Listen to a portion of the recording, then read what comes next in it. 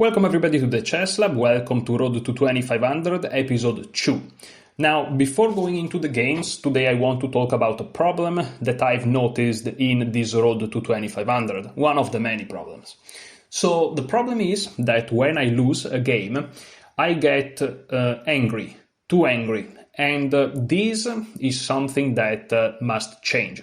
Now, the reason I say this is because yesterday's evening, I was watching the 2022 Chess.com Speed Chess Championship, and I was watching the finals between Hikaru Nakamura and Magnus Carlsen. They played for like 5 hours or something, and something that I noticed is that these two great champions, apart from the fact that they are unbelievably good at chess, like their specific chess skills are just on a different plane compared to everyone else, they also have some character traits which are very, very interesting. So, for example, spoiler, so if you haven't watched it and you want to watch it, go watch it, 2022 Speed Chess Championship Finals. But okay, I'm gonna tell you, Hikaru won in the end. I didn't watch it all, but I watched the results, and Hikaru won. And Carlsen was just very objective, was congratulating Hikaru, and he wasn't angry, he wasn't upset, he was just happy that they played a very good match, and it could have gone both ways, and in the end, Hikaru won, right? So, and Hikaru the same, sometimes he loses. And those great champions, not only Magnus Carlsen and Hikaru Nakamura, but also other players, they congratulate their opponent and all that. So there is an undeniable pattern between those super strong players of having this character trait, right? And I'm sure that throughout their careers, I'm not that naive to think that they never got angry. Of course they got angry, but I think that the ability that they have to also, let's say, bounce back from a loss or things like this is also the ability to not get overly emotional when it comes to a defeat. And so, at my level, paradoxically enough, those things sounds good, but they don't matter. I could get angry every single game that I lose, and it wouldn't make a difference in my chess, because I'm at a level where I'm so weak that if I study, I improve. If I don't study, I don't improve. To get to a level where a character trait difference makes a difference in your chess results, it means that everything else is already checked. So you really have to reach a Hikaru or Carlsen level to really see that if you behave in a certain way, it gives you that plus 0 point something more in results, if you understand what I mean. Hopefully I'm explaining myself in a way that is understandable. However, I still want to face this issue right now, because I think that it's like training a muscle, except in your mind, right? It's like building a positive habit and break it a negative habit. And so I'm noticing that I'm getting angry, too angry, when I lose the game. And this creates some issues which long term I think affects my chess negatively. And so if I'm studying openings, and if one day I'll study middle games and solving puzzles, and I'll study endgames and all these, it's gonna come a point where the fact that I get overly emotional during or after a game just causes me some issues. So what I want to do is something a little bit time consuming. I don't even know if I'm gonna be able to do it today in his entirety, because it could take a lot of games, and these are very long games. It can take 1 hour, just one game. Ideally, I want to play rapid until I lose 2 games in the same session, because I want to just be able to lose a game where I focus. So I'm not gonna throw them away. I'm gonna try my best to win them.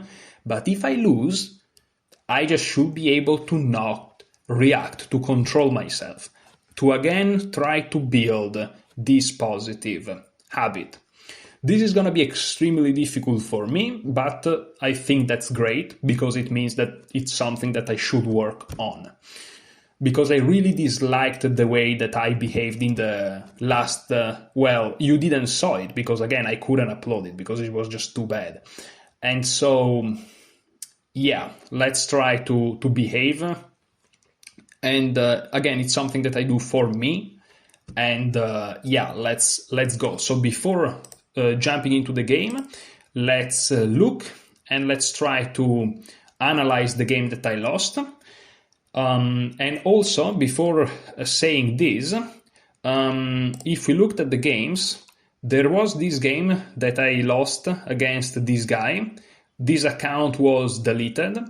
And this game here, he is a cheater. This guy is a cheater. And as you can see here, this is in Italian, but I'm going to translate it for you. You lost against somebody that violated the terms and of services of Chess. You get back 18 rapid points of evaluation. So they gave me back some points because this guy, and I'm happy because in the game, this is episode 20, if I'm not mistaken, of this series. If you re-listen to what I said in the analysis, there is a chance that this guy was a cheater, right? Because of many reasons, many patterns. I didn't elaborate much further in the video, but I had this feeling. And indeed, the guy cheated, you know. Now the account is closed, but a couple of days ago it was flagged. Now, because I searched before even getting this notification who this guy was, I actually know who he is. And it's unfortunate because this person is, I'm not going to tell you his name, I also don't really remember it, but he's a very young player that plays over-the-board federated things because, you know, I saw his profile. The guy is 12 years old.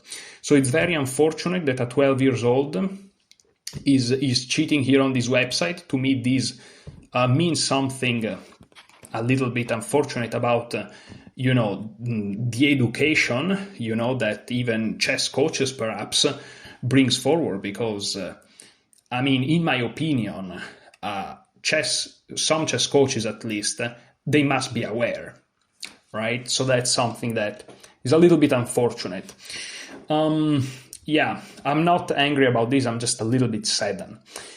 But anyways, let's look at this game. This is the game I lost, the game that I didn't upload the video of. And let's look at it. So I open with knight to f3 as usual. Can you see everything? Yes. My opponent played f5. And again, the fact that my opponent played f5, it also threw me off a little bit, which is, again, I'm getting... sorry, I'm fixing a little bit the things here. I'm getting too emotional when it comes to like chess lately. I don't know why that is, but yeah, something that must change. So my opponent played f5, and here I played d3. This is something that I prepared from Nate Solon's course, you know. I keep looking up and down because here I have my second screen where I can see what you can see, because that's the recording. And I'm making sure that the board and everything is set up correctly, because for some reason I'm a little bit like, it's usually smaller, or am I crazy? I think it's usually like this or something. But okay, what matters is that while I play, it's all good. So anyways, knight to c6, which is a move that I didn't know. I was ready on knight to f6 and then e4. And my opponent played the knight to c6, I played e4, and here my opponent went e5.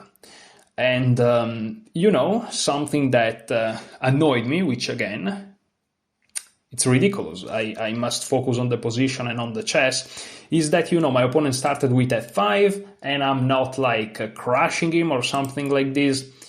And again, this is not the way you think. The way you think is you just think about the position. Okay, your opponent plays f5. What's the point on f5? Okay, just be logical about it, right? And I failed to do that since the very first moves. Okay, the game continued. Is not catastrophical. Taking here, there may be some issues involving knight takes c5 and the bishop's hanging, the knight's hanging, queen h5. Bishop c5 was played by my opponent, castle d6. And here I played the rook to e1, which I thought was a perfectly reasonable move, but it turns out knight c3 is best. And okay, I'm not gonna go too deep because again, I need to lose 2 games today, so we're gonna stay here for a while. Well, at least 2 games. Bishop e6, but I also want to win 1 because, I think it's useful to force yourself to endure loss, but also you kind of have to reward yourself a little bit. So let's... I'll have to do at least 3 games, which is a lot. Again, I may not be able to do it. If I win 1 and lose 1, that's gonna be enough. So queen d7, the game continued. I try to expand. And here I attack the knight. And here I thought I was doing all right. It turns out I'm not doing all right. So bishop to e3, bishop takes c3, rook takes c3, knight g6, knight f2 d2, h5. My opponent correctly attacks on the king side, h4, long castle. Here I played c4, rook d to g8, and here knight to c3, developing b6. And here I'm actually starting to be a little bit better even, because my pieces are getting active. Here I managed to open up the c file. Bishop to h3, which tries to weaken the light square around my king, and here I decided to go for knight c4. Now the problem is, again, if you look at the time, I am now below 1 minute. So again, time management is also something that I have to work on, and is unacceptable to get below, I will say 1 minute. I can't go down 1 minute. I should manage my time better, and even if I lose because I make a blunder of misunderstanding in the middle game, so be it. I'm gonna learn from it. And again, this all comes down to my, I think, subconscious total unacceptance of the fact that I can lose. So I think that getting used to losing is gonna kind of unlock a part of my potential, which I think is there, that still needs to come out. So okay, king takes g2, knight e7, so here I'm doing all right, rook c1. Not that the moves I'm playing are crazy. I mean, rook c1 threatens knight takes b6, right? And okay, king b8, and here I played queen to d2. With some sacrificial ideas. It turns out that the engine recommends to sacrifice immediately, actually. And here you play queen to e1, which indeed wants to strike through.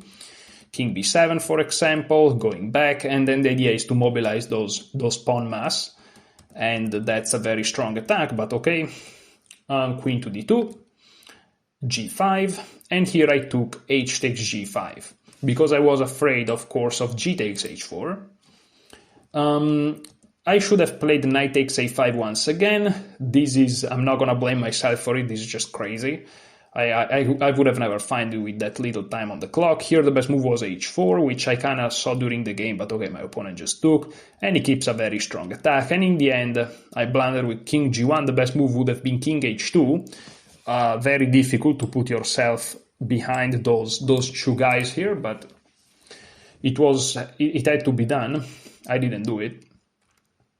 I didn't go to f1 because I was afraid of queen h3, but debatable. So king g1, h4, and now I tried a5, desperation, h takes, rook takes, and after knight f4 I'm completely lost. But here my opponent plays a blunder, he takes here, and here I have this move, queen e3 check, which, when I was analyzing the game in the video that I deleted, I kept insulting myself, saying that, oh, such an easy move to see, but in reality it's not super easy, especially with little time on the clock. You have to realize that this move is made so that the king can't go back, and so is forced forward, but at that point you can check, and it's trouble. For example, if king here, I'm sure there are many ways to do it, but check looks good, and the king is forced out in the open. So again, also too harsh with myself. I get angry, and since I can't, take it with somebody here, there's only me here, and so I think I'm getting this very unhealthy habit of just insulting myself if I lose, which I don't think is something that I should do. So yeah, again, this Speed Chess Championship match that I watch, was really inspiring for me, because I realized that being good at chess, or in general at something, it takes more than just the very specific skill of being good at that something, you know. There are also some character traits and things like this that goes into that. And I am very lacking in many character traits. So, yeah, things that I have to work on. So rook c3, knight e2, of course, here I am blundering everything away. And okay, king f1 takes, and this is just over. This is just over. So, okay, now that we have seen this game, let's find an opponent. Do I have some water here? Yes, I have some water here. So I'm gonna take my water and then we're gonna start.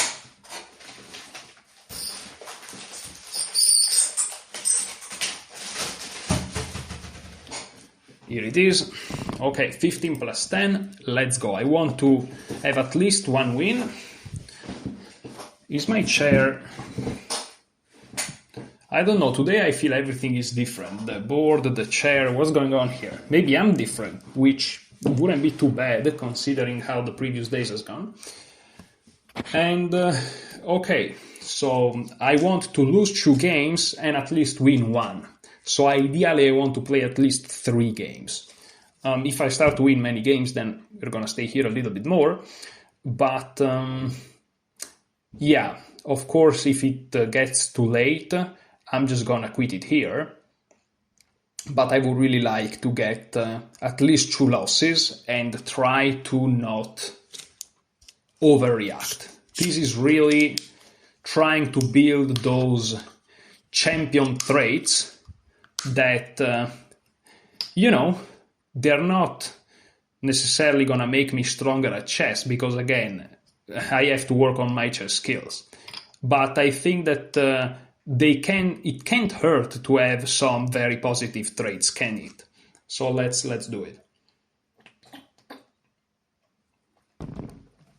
And I'm so happy that I'm doing this road to 2500, because all these things are kind of coming up because of that. If I was just playing rapid without this goal, I will just do it, you know, without caring too much. And so even if I lose, it is what it is. The problem is when it comes to over-the-board chess, I care about it. And so to have something that kind of reflects that, a little, you know, training facility in a way that reflects that, I think it's very useful.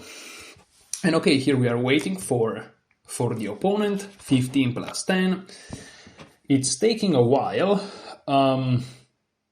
Maybe I'll have to refresh the page, because sometimes Lichess struggles for some reason. So let me refresh here. Okay. And now let me go again. Because there are many players and many games that are being played, you know, my rating is not astronomical, so it shouldn't be too big of an issue to find a pairing. But yeah, again, this is exercise in patience, so good start.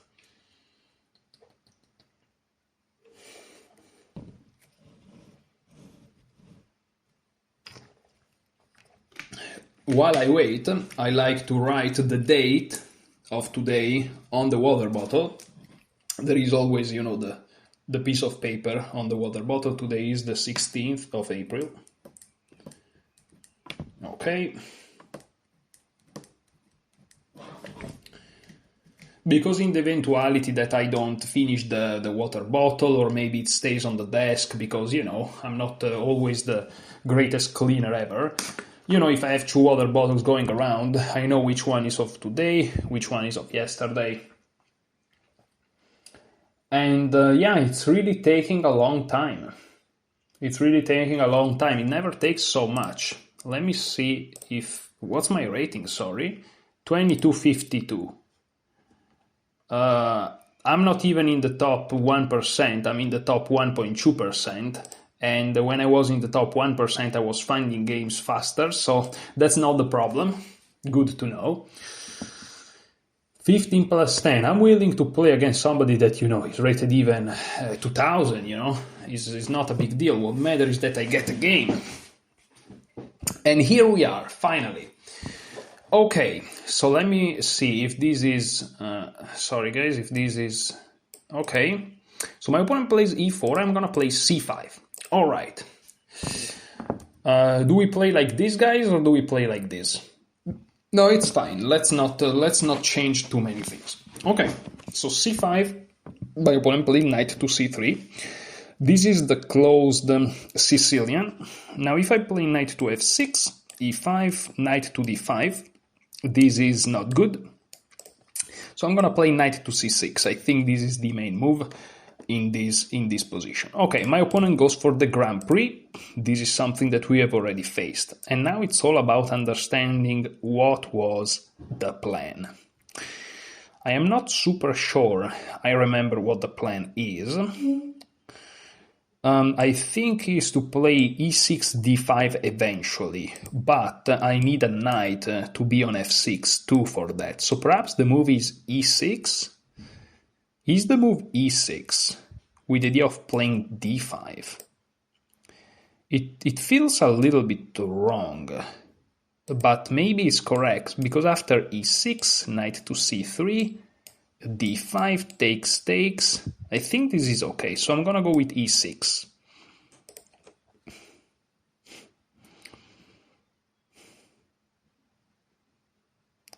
Okay, knight to f3, d5, takes. I think this is okay. Again, I don't want to waste too much time, because time management is a problem that I also have. And if this is the wrong idea, well, guess what? I'm gonna go and I'm gonna study this Grand Prix thing. So here, after bishop b5, I think the correct way to proceed is knight g to e7. However, calculate, knight g to e7, takes, I'm fine. Okay, knight g to e7. And if they take, I think that taking with the pawn is actually the correct way to go about it. And here I think a6 is the move. And if they take, now taking with the knight though, take, check. But I have bishop e7 in time, if I'm not mistaken, and I should be good to go. Queen e2 though. It's a little bit annoying. So a6, bishop takes c6. I can always play b takes c6. No, but knight takes c6 is fine. Pawn takes. Rook e1 check, bishop e. Oh no, I would have my knight on c6, so we are good. Okay, visualization. So e6, hitting the bishop. Let's see if the bishop has to move away, or they're gonna trade.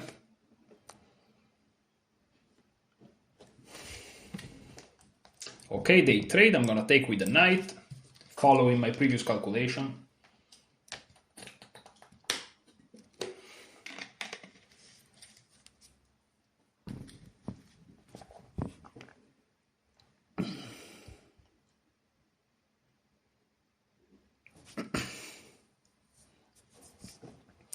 And okay, we traded one set of minor pieces. We got the bishop pair, and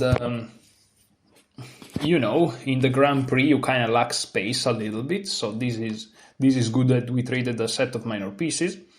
So they play d3. Now I want to play bishop to e7 and castle. I don't see why that would be wrong, so I'm just gonna do it.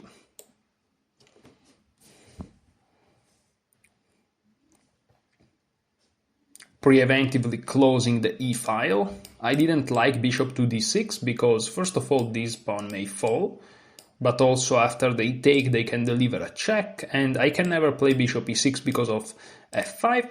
Okay, queen e1 is a typical idea with the concept of moving to the king side, but for the time being, I think I can just castle, and I'm gonna play it relatively quickly because, again, I can't waste too much time. And here I have some ideas. For example, knight b4 hits this pawn. It's already a little bit annoying. Maybe I could have played knight to b4 immediately, but okay, I just castle. It's fine. Let's focus on what we have on the board here.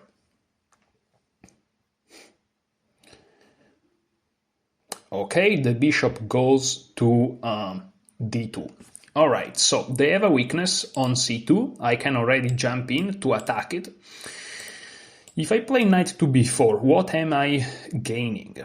They can just play rook to c1 and they're gonna hit me with a3 and I'm gonna have to go back. So am I really gaining something from this? I'm not sure. I could play knight to d4 and here I give them the additional option to take. Is this beneficial for me? Then they can go here, take. This doesn't look terrible. However, let's focus on priorities. For example, this bishop here, I want to develop it. So I could play b6 or b5 with the idea bishop b7. I think that in the Grand Prix, a typical idea is to go b5, actually. I'm also noticing queen b6, which comes with a tempo on this pawn, and I'm also threatening c4, which could create some weaknesses, but I'm not convinced. So let's focus on finishing this development. And also, what's the idea behind bishop d2? Okay, so I should also work on having a mental process, a more accurate mental process. So the idea behind bishop d2 is a move that I've already seen. This simply develops a piece. It frees the c1 square for the rook, perhaps, but this means that it's not too scary. So again, continuing with b5, let's calculate. E takes, and this looks okay. They may try to play d4, but I simply take it, and then I can always play queen b6 to support it, because the knight's supporting these guys. So, okay, b5, what are they gonna do? Because I want to play bishop to b7. This guy is hanging with no protection, but it doesn't seem to be a problem as of right now. So let me go with b5. Did I took too much time on b5?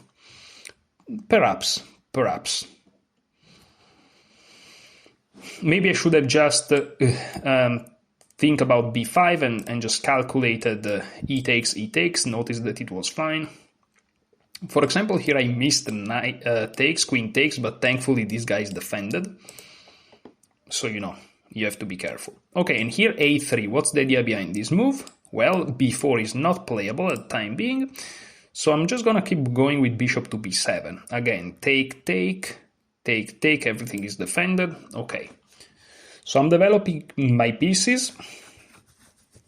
My opponent yet have to keep going with the attack, and also an idea behind a3 is to stop knight b4, I just realized. So maybe now they're finally gonna go on this side of the board, but in that case, I'm gonna have to think what to do. Okay, so let's preventive. So after queen to g3, what do I do? Well, there is knight to d4 now, which is a very active move. And here, let's say knight takes, pawn takes, hitting that knight again, the knight moves. Okay, and they go to f2 instead, which is an interesting alternative. Now, if I play knight d4 immediately, they can play knight takes, pawn takes, queen takes, and they just won a pawn. I can play d takes e4, perhaps. This is such a beautiful line.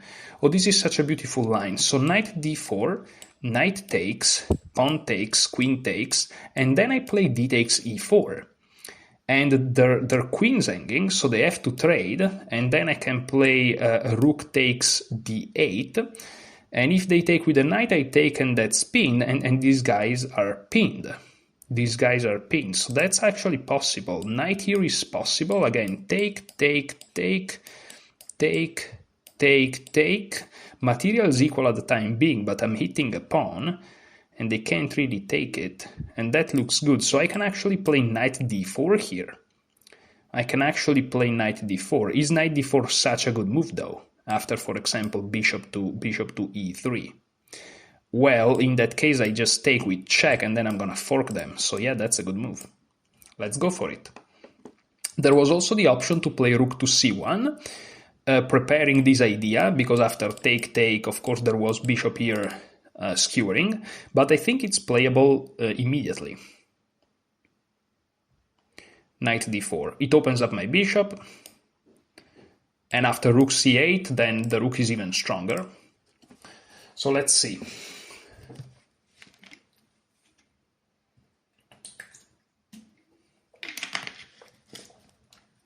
And also I have to put away from my head the idea that I can't lose against lower rated players. This is also a big weakness that I have. If I lose against a 2100, so be it. Like, it means that you made mistakes, you know? You can make a mistake against Carlsen, you can make a mistake against a 400. Like, moves are moves. You have to become better at the moves, and this is a long-term thing. Okay, so they take on d5, which I think I haven't even considered, which perhaps I should have. So knight d4, yes, takes. Okay, so I think that I haven't considered this possibility, which is a great move now that I realize. It's a great move because if I just take back, then they can take here, and after I take, they take, and there are some issues here. So what can I do? Well, they want a pawn. I can win a pawn myself, attacking the rook. And the problem is that they are just gonna move the rook here, and once I go back, they are gonna take. But I can take back in that case. So it's not terrible. So after knight here, they may take, but then I take the rook. So that's also fine. And they're gonna have a weakness. So knight takes c2, materials equal. If they take on e6, I'm gonna take on a1. And they don't have a light square bishop, so it's okay. And if they attack my knight, I'm just gonna move back. However, let's calculate until the end. See, this is where the mistakes are made. They can take me here. Yeah, but then I take, they have to take like this, and this pawn's pinned, and I can play rook to c8, threatening the skewer, very, very strong, and after they move the king, well, then I can play something like bishop to f6, and I'm starting to get a lot of activity for my trouble. So let's go for it. Let's go for it.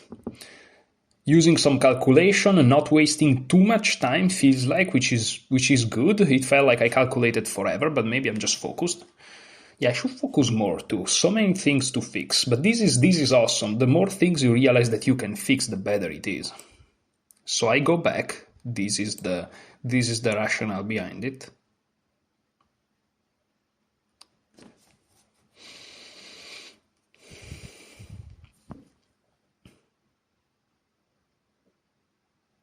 And again, if they take, now I hit the knight. I'm hitting the knight, so they have to do something about it. My position may not be as bad, actually. Okay, it's time to count material after queen takes d4. 1, 2, 3, 4, 5, 6, 7 pawns for my opponent, and 6 for me. I can take back 1 pawn immediately, but I think that I want to play rook c8 first, because now I'm threatening this skewer, which is very, very nasty. And if they move their knight, let's say here, I can take here now, and they keep their weaknesses. So that would be structurally very good for me.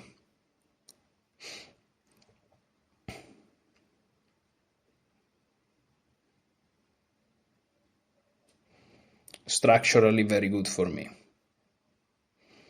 Of course, there are other options. Okay, and they move there, so they are controlling this square. But now I can indeed take here, right? And I have that very famous strategical bind that we were talking about. So let me do it. Okay, now it feels like my position is making sense. And they have now a worse pawn structure. Material is equal. They can trade a set of rooks. They can trade 2 sets of rooks. Well, at the time being, I'm hitting their queen, so they can't really willy-wally. Queen a7 is an interesting move. Okay, they play like this. Can I take with the bishop? Yes, feels like I can. I keep the better structure with the bishop pair. If they trade the rooks, I feel like I have an endgame to look forward to. More than my opponent, I mean. And let's see. It's not easy at all, though. Sorry, I kinda... what's the name? I hit the microphone, okay. Because this position looks good structurally, but now we are in an endgame. Okay, so 4 pawns, 5, 6 pawns for my opponent, 6 pawns for me. I have the bishop pair. I have a better pawn structure. I also have a little bit of more space over to the queen side. My opponent has more space to the king side though. And there is the move f5, which may be annoying. However, after f5, I think I just take it and move my bishop to e6, also opening up the d file. Okay, they tried to trade material now. This is already a very weird move, because I can take, and after they take, they have a ruined pawn structure. However, I guess their argument is that it doesn't matter, because I would also help create a weakness over here. However, after take, I can always play bishop to b7, but then there is knight d6. So that's a problem. So it's not easy. So this is where calculation is really, really important. So bishop takes, pawn takes, bishop takes, pawn takes, rook takes, rook takes. And I don't know, it feels like I can play something like rook a8. And am I better here? I don't even think I'm better. So bishop takes, pawn takes, rook takes, let's say rook takes, pawn, bishop takes, pawn takes. How do we evaluate this endgame? And is this endgame good or bad for me? The problem is I have bank rank issues, I have many issues here. So that's a problem.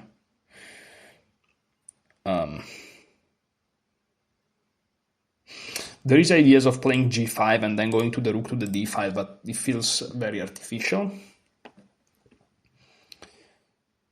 So the question is, can I avoid this trade of bishops? And I don't think I can. I think I have to take, and after taking, maybe I have better moves than simply complying and trading everything. Yes, I don't have to trade everything. I can at that point simply play something like h6 perhaps and keep my positional bind, let's say, because if they ever go here, I can take now and then play rook c4. And if they trade, well, they're trading, they're simplifying, I'm not against that. So let's trade once. Let's trade once, and then let's just create a luft with my king. Now, do I play h6 or do I play g6? Is there a difference? These are all questions that I don't know the answer to. Perhaps g6 is a little bit better if we said this is an idea. So this kind of fixes this pawn in place. So let's go with g6. Of course, yes, this gives them knight here, but I don't feel like knight there is a good move. So let's go with g6, perhaps also supporting h5 in the future. And here again, rook to a1, I won't hesitate to chop and go here. And if they take after this is another double attack, and it feels like they're dropping something. Their knight, of course, could jump into the game with something like knight to d6 or even knight to c5. Here we go, knight c5. Well spotted, but here I can play rook to c6, which supports this pawn, prepares rook c8 even. So that's not super simple. So rook c6, multi-purpose move in a way, and then they can try to target this situation, but then I can go rook to d8. It gets tricky actually. It's not super easy to to defend against all these threats. It's not super easy to defend against all these threats.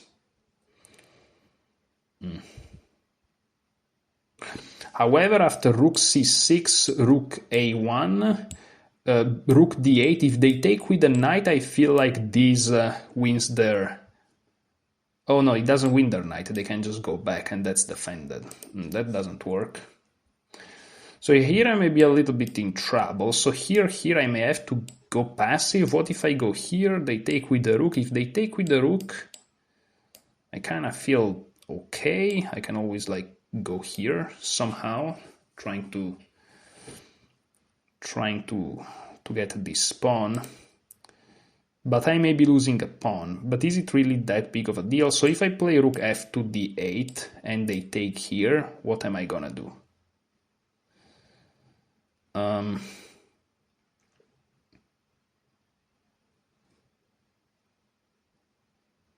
Because they can always jump back, that's the issue.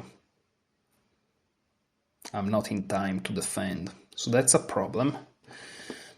I could go here after rook here. Perhaps I have this move. No, because they take. Perhaps I have a5 immediately. And what happens if they take? Well, nothing. Nothing happens if they take. So I would love to have like a double attack. They go here, I go here, double attacking the knight. The knight just goes back. Oh, but then I infiltrate here very strong. Ah, that's an idea.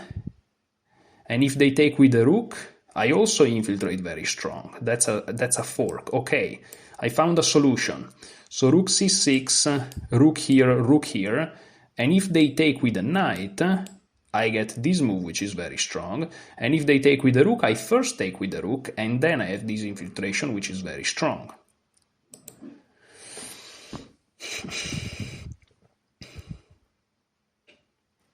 Calculations. Discipline, order. I'm becoming a police officer of chess.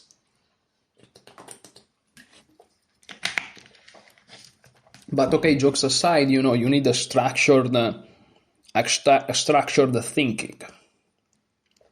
So many places where I should improve at this game, which is very inspiring.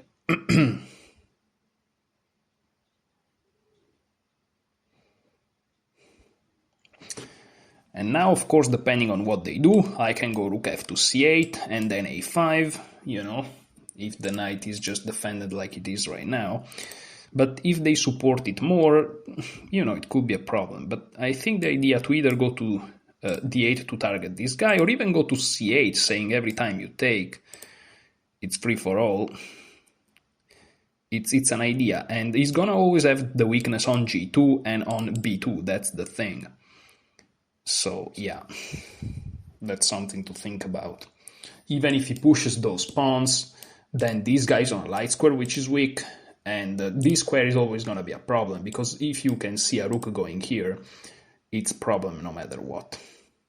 Okay, so that's a way to do it. So if I play rook to c8, he can actually take.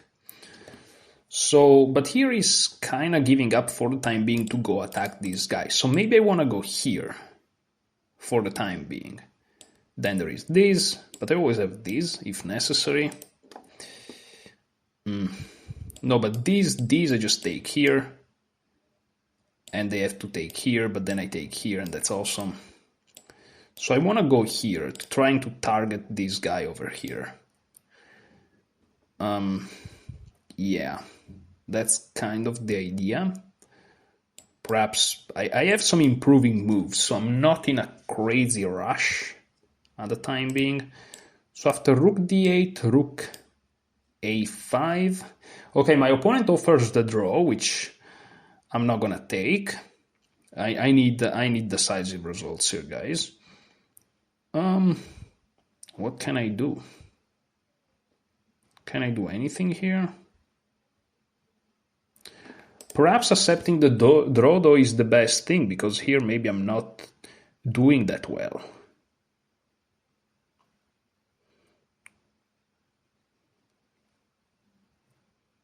because he has very good activity on these pieces and there may not be much that I can do. So for example, if I go here, he goes here.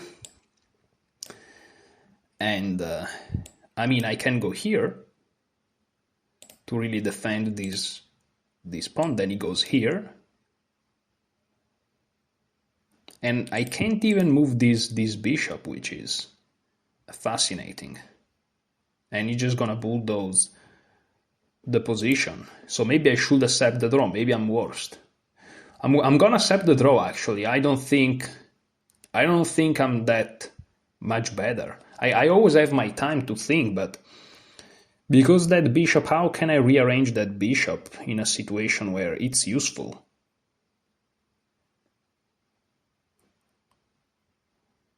I would just be stuck forever. Like, for example, what happens if I go here, here, here, and here? What can I invent? What's my grandiose idea here? Rather than waiting that he just takes all my pawns. I may actually be worst. I'm gonna take the draw. I think I'm worst here, actually. Okay, it's a draw. And now let's analyze. I think I'm actually worst here. I think my opponent offered me the draw because I'm higher rated. And that's the reason why I wanted to decline it. But looking at the position, I think I'm actually worst here. Okay, so we played well. It was a good game. And here I was doing all right. And here I was doing very nicely. Not particularly wrong situations. After a3, knight d4 immediately was a move. Okay. Here I found those sequences. And here, yes, I was doing kind of okay, but here I should have played bishop takes c4. Okay. I should have simplified. And here I would have been a little bit better. Let me look at this position again. Okay. But instead I played g6, keeping the knight alive, and now he gets this outpost. And here I really didn't know how to go against this idea of just piling up here. And so I decided to take the draw because in the end I consider my chances to be worst. Okay, so what I'm gonna do now, I'm gonna do what I used to do even in the past. I'm gonna, for just a second, hide what you guys can see, so my apologies for that. And I'm gonna be back in a second, guys, don't worry. Here it is.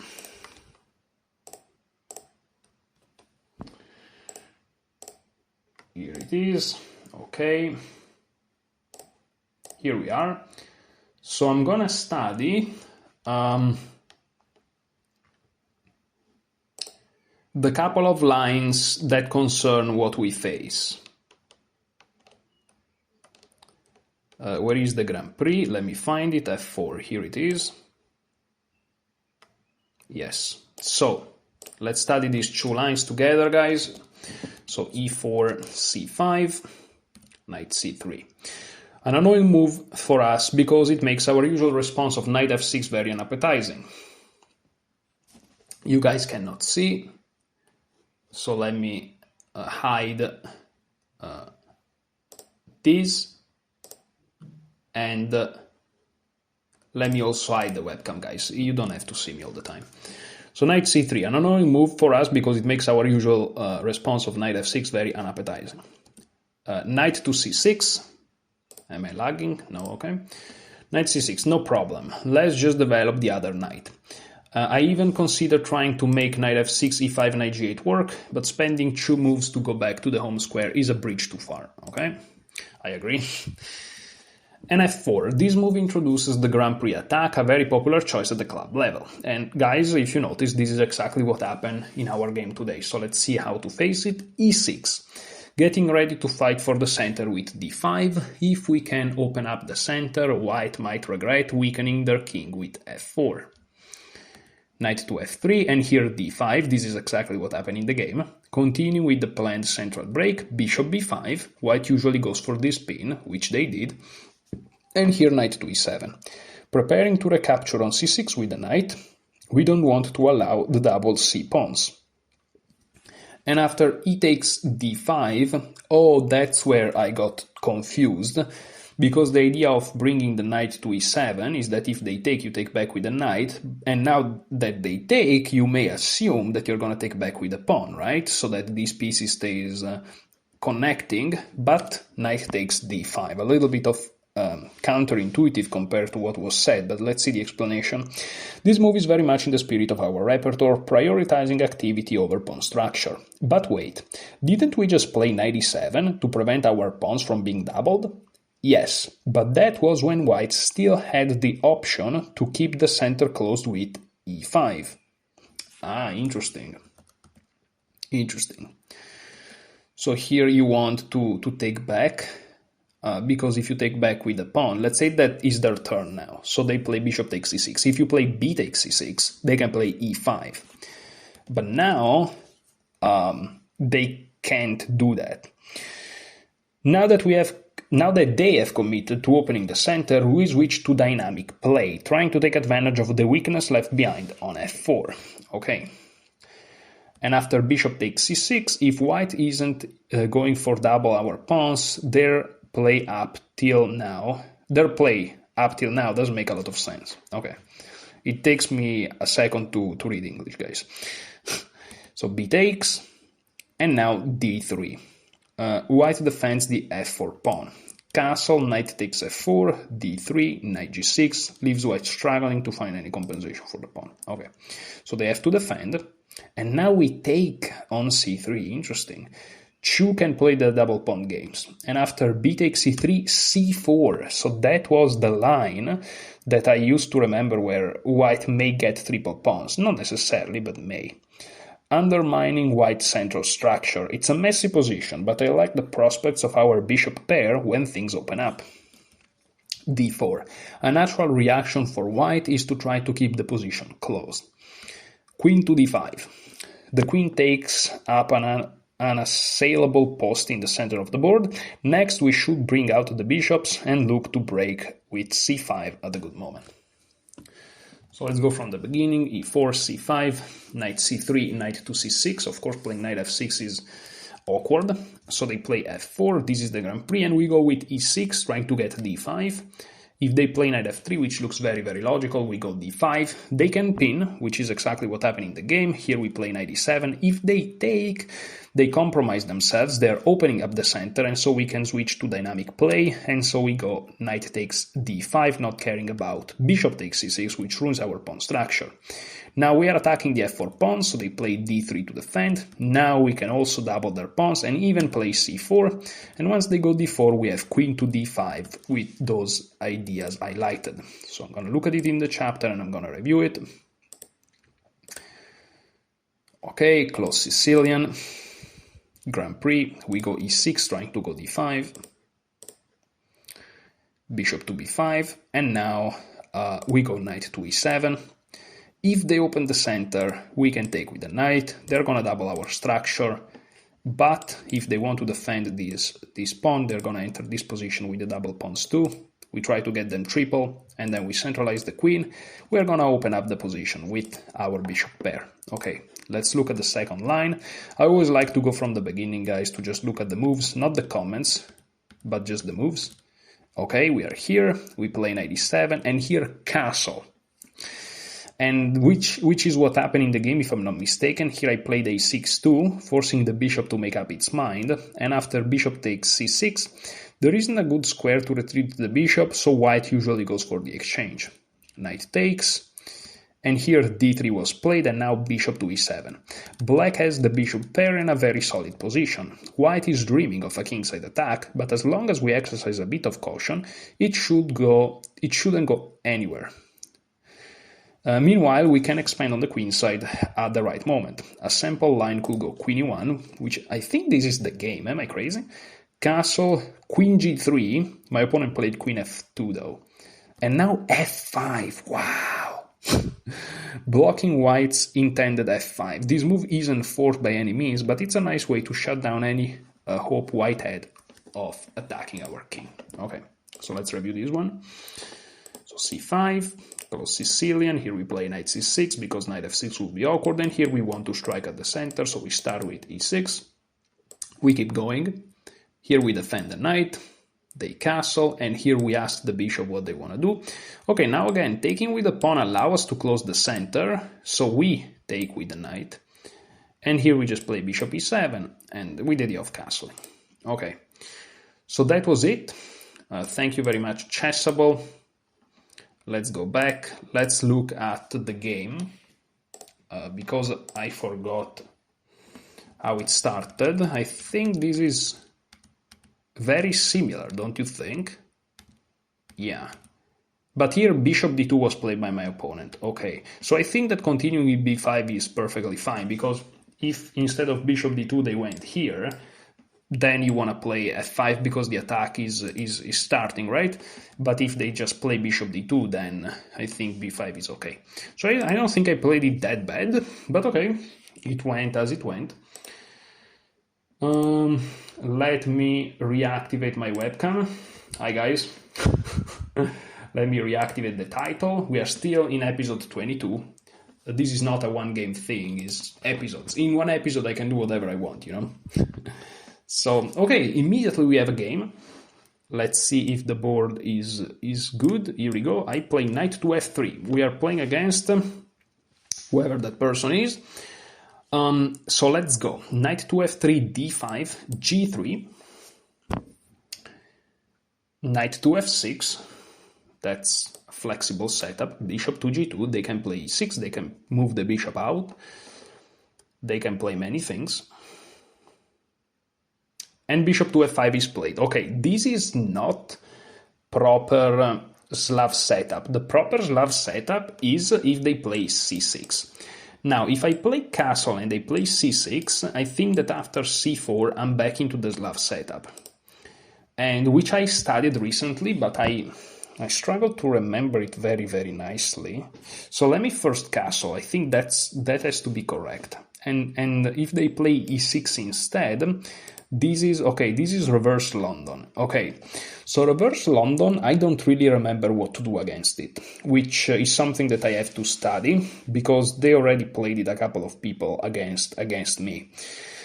The reverse London, what do I do against this guy? What do I do against this guy?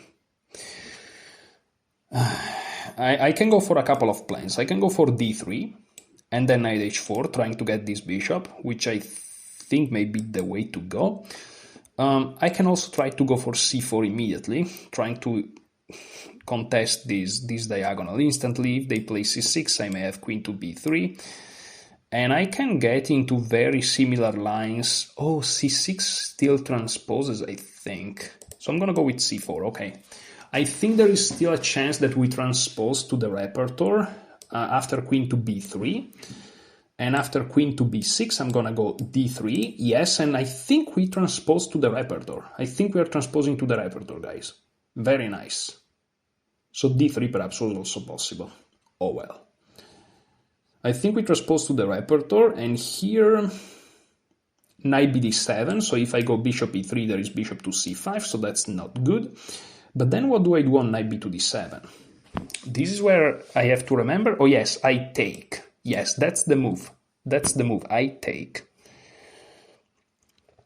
And if they take with the e-pawn, exactly, I think that now the best move is to slide back with the queen and trying to engineer knight c3, e4. I think that's the best way to go, because trading queens doesn't work anymore because of reasons that I studied, but I don't remember super well. So I think queen c2 sliding with this idea of getting e4, I think that's the proper way to go about it. And now bishop e7 or bishop d6, I think is the move, and then knight c3, and we go from there. Okay, I did spend just 1 minute and we're on move 9, so I'm managing time better. So bishop d6, bishop d6. Bishop d6 may be a little bit inaccurate, I'm not sure, because, you know, this will come with tempo. So after knight to c3, I'm worried about d4. I'm a little bit worried about d4.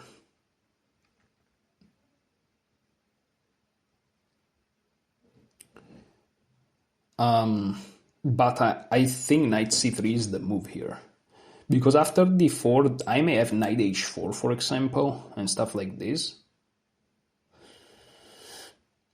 I'm gonna go knight c3 and see what happens. Again, that's my idea, to play for e4. I can't just wait around too much. Okay, I'm gonna check in the analysis what happened on d4. Okay, if I play e4, d takes c4, d takes c4, bishop g6, knight h4, that's the idea. And on e4 takes, well, I win a piece, so let's go. I'm not winning a piece at the time being, because after e5 they have two controllers of that square, so they take once. E5 is controlled enough, so again I'm not winning a piece. Also after bishop to g6, if I push I lose my queen, so that wouldn't be great. Okay, and here again there is this pressure, and so the idea would be to play knight h4, which not only overprotects this pawn, but also plans to get rid of this guy, which is quite important. I also have ideas of playing bishop e3 now, and the queen is still a little bit, perhaps not in the best possible square. Bishop h5 is interesting, but is risky after h3 and stuff. So okay, now there is 1, 2, 3 attackers. It's still not that big of an issue, because I have also 3 defenders, but let me get rid of this bishop. I'm just winning the bishop pair. That sounds fantastic. And here what to do. Okay, so finally the middle game, the real middle game starts, because so far, it was kind of ideas that I had. And here I'm having a couple of ideas here. So, first of all, this pawn is defended 3 times and is only attacked 2 times. So this pawn is not an issue. Now, if I can get e5 in, that would be great. However, I noticed that this queen is blocking this. So I can try to play rook d1, but I don't know, it feels like I'm going in the wrong direction with this move. Maybe I'm not, but it kind of feels like that. What I want to do is I want to play bishop e3 actually, which develops a piece. If they play bishop d5, I have knight to a4, and I'm gonna win their dark square bishop too, which is quite impressive. So they can't do that, they have to move the queen, but where? Well, they're gonna most likely go to c7. And here what do I do? What do I do at this point? Do I have threats? Do I have ideas? I could play rook a to c1 with the idea knight to b5. And if take, and I have some activity, but this doesn't look so good. I could play bishop e3, the queen goes back, and then h3, perhaps with the idea of king h2 and f4, which is an idea that I saw explained by Nate Solon, believe it or not. So that could be definitely a point. So let me try to do it. Let's go for this. Let's go for this.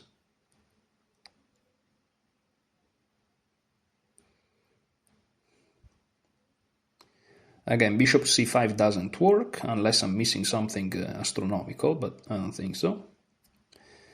This just feels like a very nice move. Okay, they go to a5. The problem with a5 is that I can play rook a to d1 now with tempo, because this bishop now is undefended. And that again wins an important tempo. Maybe they want to go to c5 though. Maybe that's their idea. They want to go to c5. So bishop c5 is their idea. Okay. Bishop c5 is their idea. I have a crazy line in mind, which is to then play b4. But they can just take here. So perhaps a3 is a move. a3 could be a move. To prevent bishop c5 in view of b4. And after a3, they may switch. They may go all the way to this side of the board. Perhaps even hinting at knight g4. I don't know.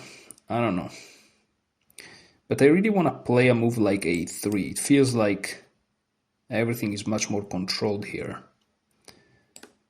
Queen h5, I can always go h3. And then f4. And even rook d1. Even rook f to d1. Oh yeah, rook f to d1, check, there's never gonna be a mate. I'm gonna play a3. I'm gonna play a3, trying to play against my opponent's ideas. Trying to prevent c5. Okay, they switch over. But now again I wanna play... If I play rook a to d1 and they play knight to g4, I may have to play h3 and then they take here and I have to take back, and that's very annoying. Even though the bishops hit, but the bishop then can go here, hitting here. If I play queen b3, hitting these two guys. So perhaps rook f to d1 is required here, and the idea is that after knight g4, this is not checkmate, so I can actually just take their bishop. And after check, I just slide. And if they take, it looks scary, but I should be fine. Knight here, for example, looks very scary. But again, unless they get my light square bishop, I'm fine. So rook f to d1, they could still play bishop to c5 though. And then I take it, they get their knight here. I can play b4 then. They can't quite take my pawn yet. And I have some activity, but I don't know. I don't know how much I like it. But they're gonna play bishop c5 no matter what then. I can't really avoid it. But after this I can play here perhaps. And if they go here, now h3 works. Well, it works terribly because this hangs. That's a little bit annoying, isn't it?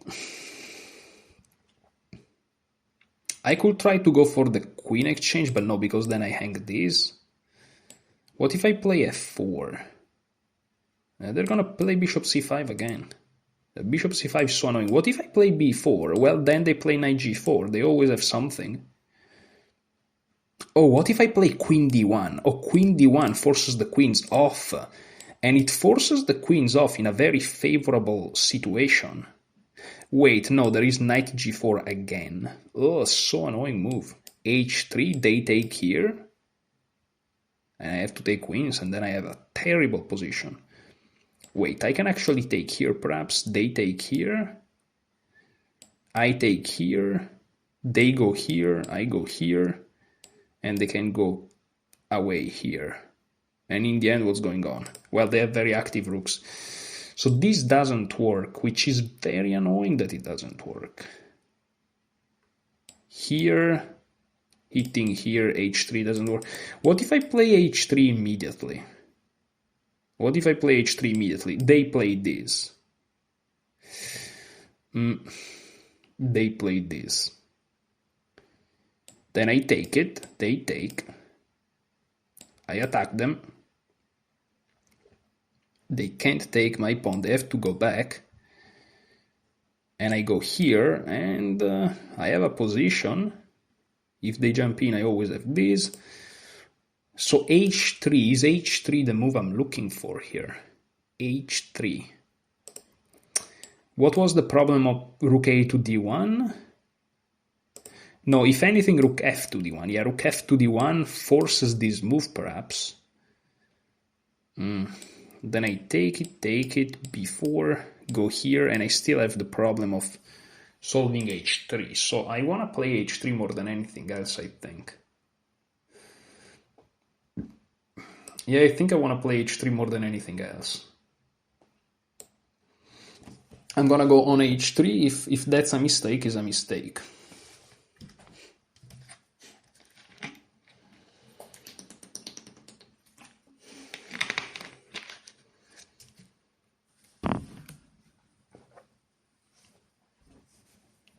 Okay, they go bishop c5 indeed.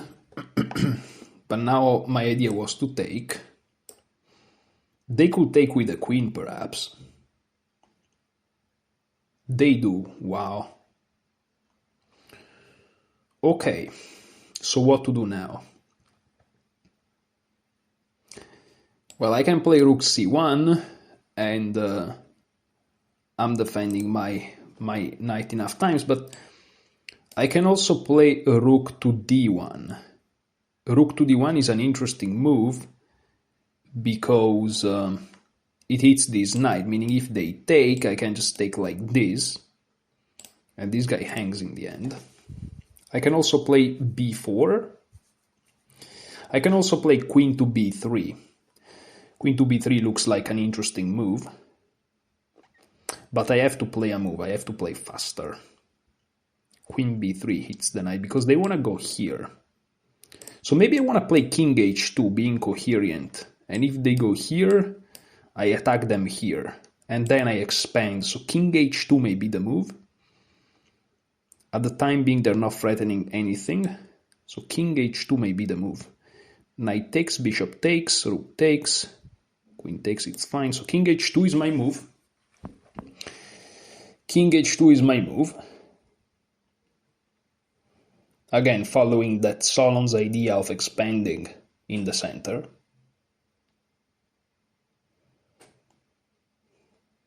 And it's very coherent with h3, something that I also like. And knight here again, now I think fails to this.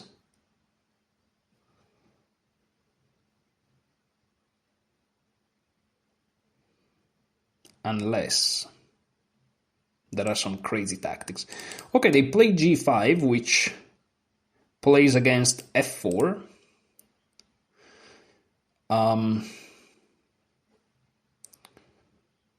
Okay, I can play f4 anyways, though. And I have my... If they take, I mean. I have my pawn duo, and I'm ready to march it forward. What is wrong with this? They can play knight h5, perhaps.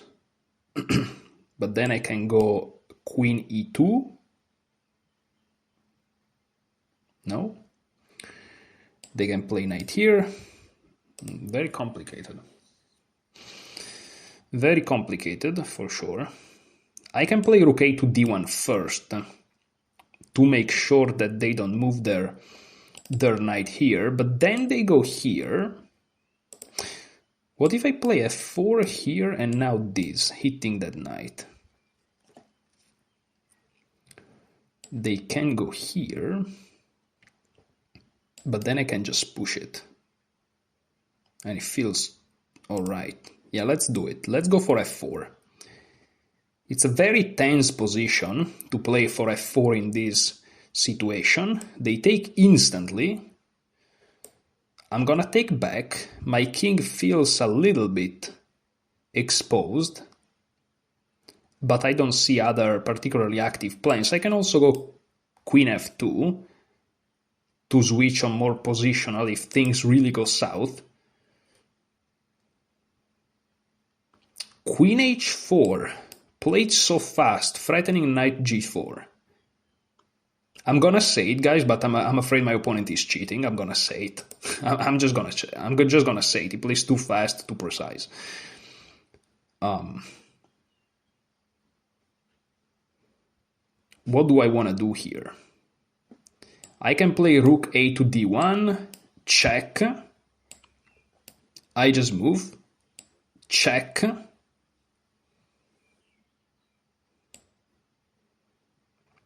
I can just move here. They go back. And I can go here. Then they go here, I go here. Things are crazy. If they're cheating, of course I'm cooked. But if they're not cheating, I may be kind of okay. I'm just gonna go here. Oh, I think I blundered. Did I blunder? Check. I go here and here. Oh, I blundered this. But I get their knight. And they move it. Highly suspicious. Highly suspicious, guys. Now I can go here, though. And of course they can take, and this falls very appropriately. Jesus. Yeah, I'm getting completely cooked here. So I'm just gonna move my king where? Here. Yeah, I can move my king here. Yeah, I can move my king here. That looks okay. Because of any check, I'm just gonna defend with my queen. And I'm okay trading queens here. So I have my pawn duo. He takes control over the open files. Okay, so I can attack his knight, which would have to come forward. I can take everything, and he's gonna end up with an isolated pawn, I think. Let's see how it goes. Let's see how it goes.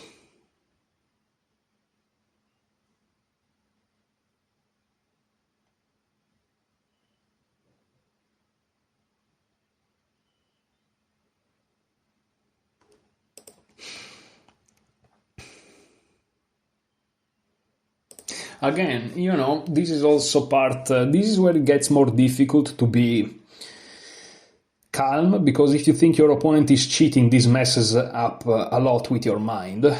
And this is just something that doesn't depend on me. So that's a little bit tough. Maybe my opponent is not cheating, but when I see that they move 10 seconds each move and they play very, very good moves. But again, maybe I shouldn't think like this. So let's assume my opponent is legit. Let's not concern ourselves with those things. So their knight's still hanging. So I can go here, or I can go here even trading queens. Take, go here, take. Yeah, their knight actually have to go back. So let me trade queens. Let me trade queens with this. I think they have to trade queens now. Yes. Oh, and they can hit these, of course. Yeah, see, when they always have something, when they literally always have something, like, call me paranoid, call me Kramnik, call me whatever, that's extremely suspicious. When your opponent always have something, is just weird. It's just very weird, guys. I had the same impression with my other opponent, and I was correct. He was cheating. Because when you play against an engine, no matter what you do, no matter how you spin it, they always have something. Always. That's just how it is. It's just how it is. And look at the absolute domination if something like this happens. Like, this is unbelievable. Absolutely unbelievable. I can try to play it passive like this. And they have f6 even here. Look at this. Unbelievable. They always have something. But then I can go here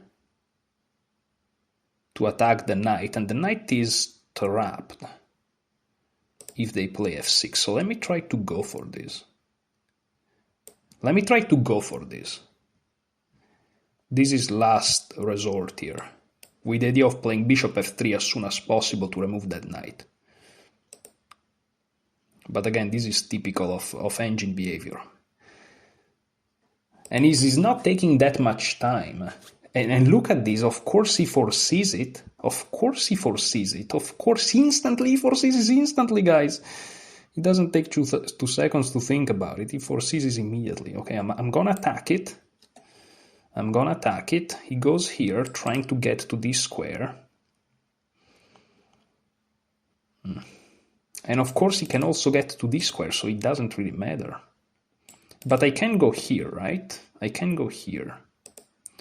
And after I go here, he's gonna jump in. Eating this and this square too. Everything, eating everything. They always have something. But I have to go. I have to move. Come on, let's go. They move in with the king. Of course, a very calm and collected move. Jeez, it's so bad. Okay, now I'm gonna move this knight. Because again, every time that they try to jump in, I should have this. I should have this. Okay, now I'm gonna try to get this knight out of the equation or not. Oh, I can try to jump in. Can try to be active somehow. Can try to be active. I can try to be active. It's weird. It's like he's cheating, but he's not cheating. Like, this feels like human moves, but sometimes he played very instantly, very advanced moves. He's just very weird.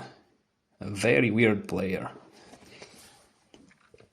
And again, it comes down to the fact that if I'm rated 2200 and you're rated 2100, it shouldn't be the case that I am so much down on time, you know. It shouldn't happen. It just shouldn't happen. Because you would be rated 2500 is always the same thing, right?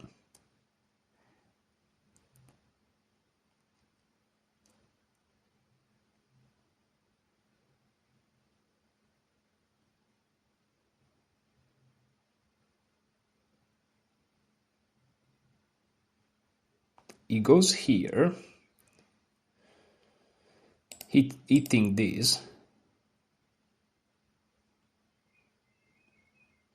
There's very little I can do here. What can I even do? There's nothing I can do. Can I push? I think pushing is my only option. But then of course I'm gonna have very weak pawns and very weak everything. So let me just try to push. This is out of desperation here. Out of desperation right there. Again, if I didn't have the suspicion that he's cheating, I wouldn't be in any issue, but if you play against an engine, you're gonna lose, and that's not great.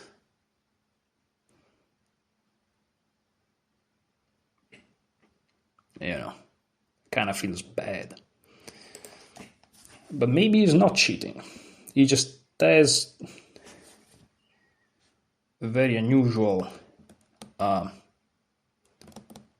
thinking patterns. Very, very unusual thinking patterns. If I take here now, the rook is not defended. That's what I'm afraid. That's what I'm afraid of. I think I have to do something like this. This is a check. What is he gonna invent now?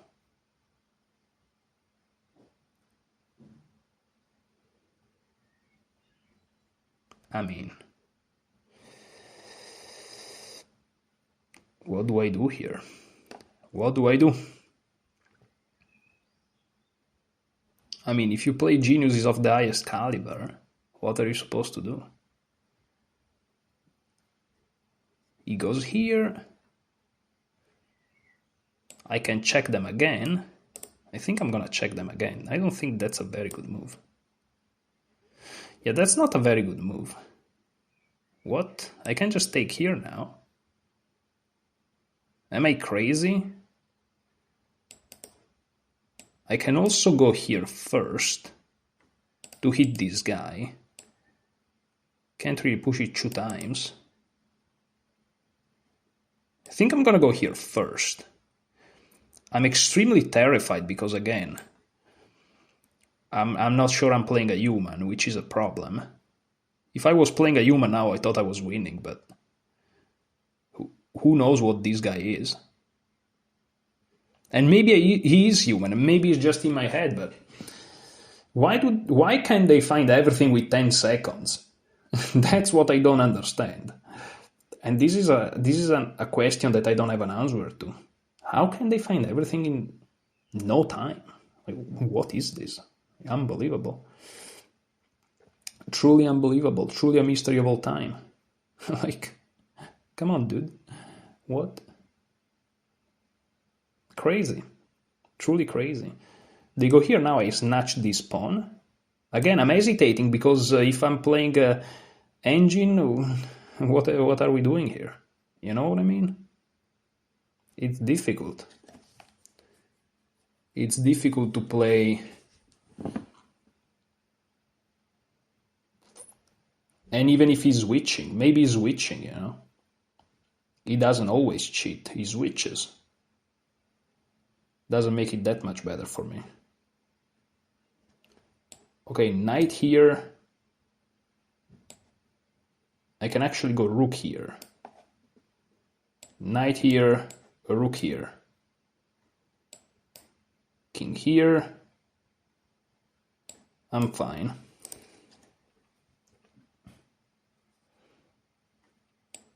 Knight here, rook here.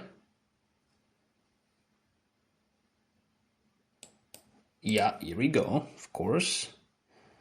Of course, the most critical move all the time. No, but now oh, he's eating this too. Yeah, that's obvious. I mean, it's difficult for me because I have no time, but for him it should be instant, no? Yeah, of course. Of course he sees everything. Of course he sees everything. Yeah, and everything is defended. Unbelievable. Everything is, literally everything is defended here. Everything is defended. He can't even take here because after this, and he's defended. And of course he goes for, not for the pawns, not for the material. He goes for this bishop for some reasons that I don't understand. He goes for that bishop. Of course. Like, he could have taken so many pawns with attack on pieces, defending his own, but no. Why would you do the normal move? I mean, this is objectively a draw. Of course he plays this. What? Of course. What do you mean? What is this move? What even is this? What even is this? I'm threatening a fork here. And the pawn with check.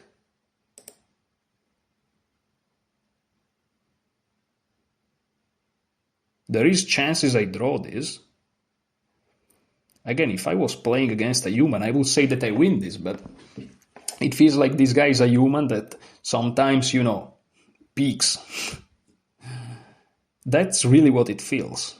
And you may say you are crazy. But again, in all the games I played, I only had the real suspicion one time and I was right. So far I have a good score, you know. Takes, here, takes. Maybe this is okay. I have to go for this. I have this check in the end. That's my idea. Let's see if he finds some ridiculous bailout concept. Of course, he has this check too. He has everything. Yes, until the end of time, obviously. Obviously, I don't even know here how to do this. You know, how do I do this?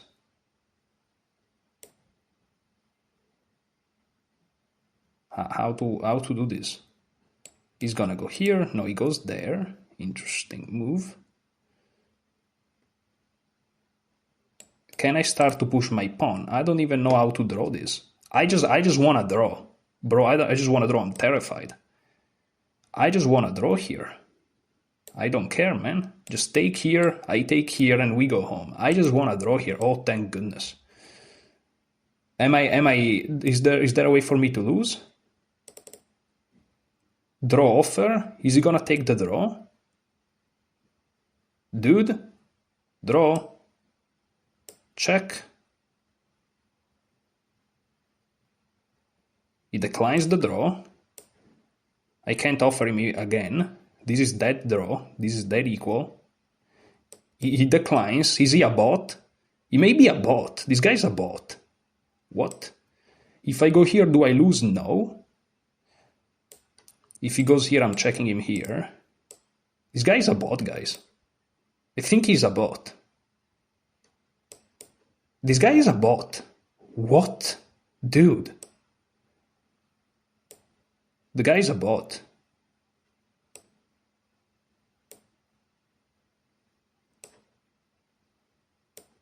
Draw.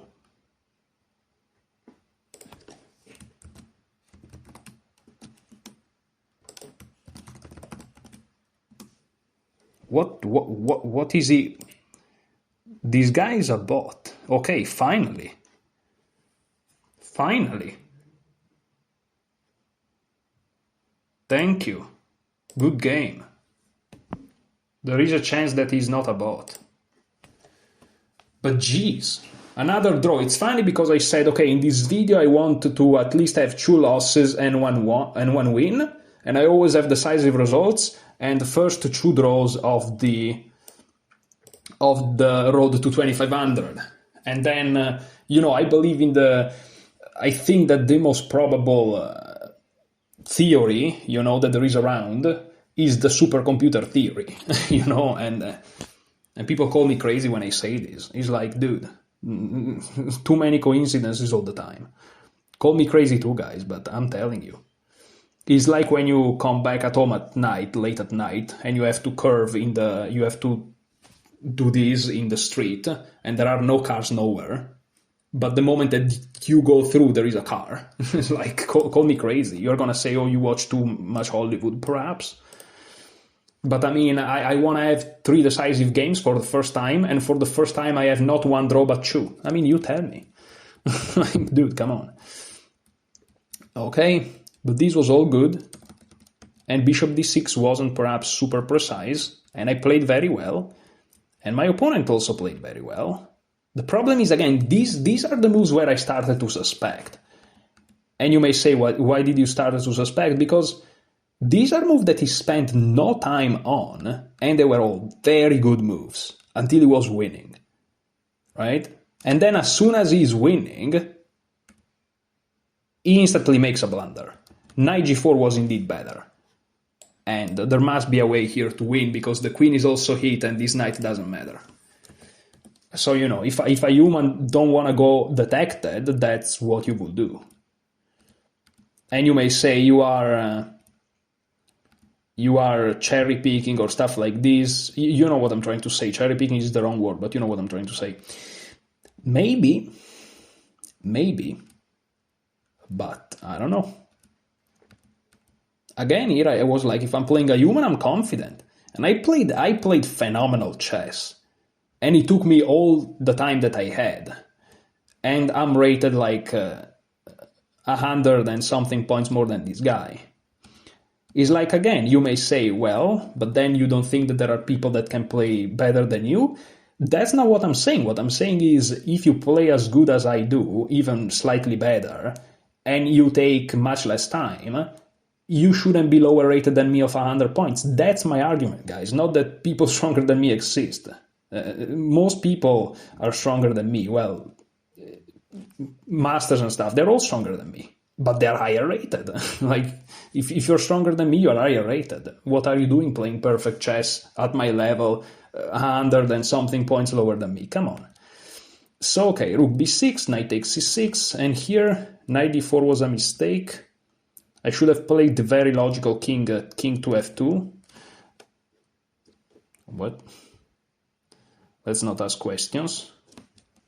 Too much calculation with too little time. But okay, playing knight takes c6, and this is just a draw now.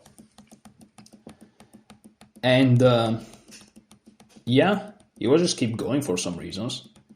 And here, to see if he was a bot or not, in chat, I was like, draw, hello, and then he accepted. Fascinating stuff. Fascinating stuff. So I'm gonna leave this game like I left the last game. This time, because the last game, the one that I said that a human can play this but if it turns out that his account gets flagged, I wouldn't be surprised. And his account got flagged. This time I'm gonna say that in many junctures, he was 100% a human. Because of course, like otherwise I wouldn't be able to draw also, right? But there were certain moments where, especially that sequence in that middle game, where he took like 10, perhaps, not even seconds, every move, and it was like perfect. That was a suspicious sequence. So same thing for the other guy. A human can play that, but if it turns out that his account gets flagged, I wouldn't be surprised. Let's leave it at that. So let's keep going.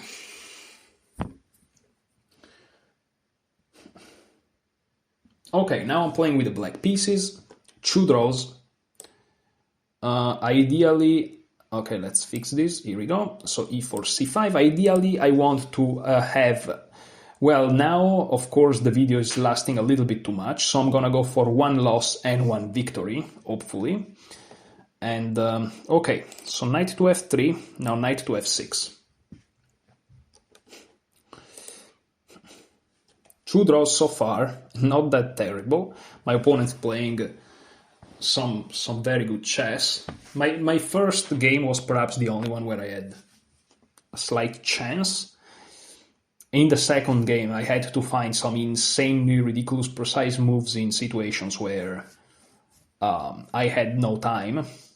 And also, I was lost at some point, but what a coincidence, as soon as I'm dead lost, my opponent immediately re-blunders back. Somebody that has been playing perfectly the whole game. Very interesting. I start to sound like Kramnik, but what you gotta do? Okay, again, quality of the great champion, learning from the best. Forget about it. Next game, move on. Hikaru, Magnus, they will forget about it. Just move on to the next game.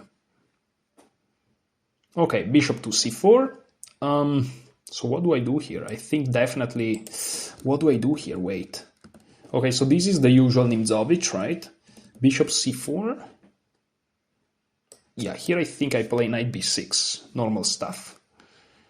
And here bishop b5. I think there is bishop d7. Also normal stuff. He's considering taking, but it can't be good. So I'm just gonna pre-move and take it back. Gorilla 64. The good thing about a guy named Gorilla 64 is that he's probably human. Yeah. Also, he has... yeah, he's 2300 rated in correspondence. You know what that means. No, but you know what they say of correspondence games, right? It's computer against computer. And he's 2300 in that. Oh my goodness. Yeah, he's considering bishop takes f7. If it happens, it happens.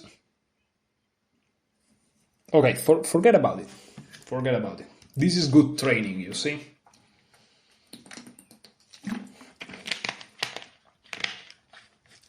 Very good training. Hitting their bishop.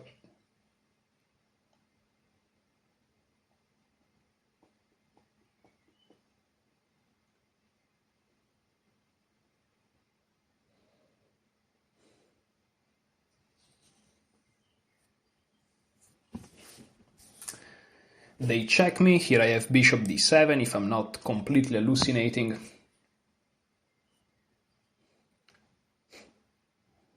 And if they take, how do I take back? I think the point is to take back with the queen, actually. And let the knight develop freely to c6. Okay, so they play a4. What do I do here? Well, they may be threatening knight e5 here, so I really want to play a6. And then they have to take, and then again I want to take with the queen. They may play a5, but then I can jump with my queen here in the center. It's not a big deal. They can of course attack me, but then I pin them. And there is some pressure going on. So I think a6 is a good move. Pre-moving queen takes d7. Oh my goodness, why are they thinking? Oh my goodness, dude. What's going on today? What is going on? They go back. Okay, it's fine. It's fine. They go back. Fair enough. Okay, now after knight to c6, they're gonna hit my knight. But I can just go back, trying to reroute it to d6. I'm also hitting this pawn. And I'm gonna play g6 and bishop g7 next. So let's go for it. I'm also preventing knight e5, which we said was perhaps their original idea. Not that the idea is original, but in the sense that it's creative, but in the sense that the first. It was an attempt to make a very bad joke, guys. Okay, so they strike at the center with d4. Okay.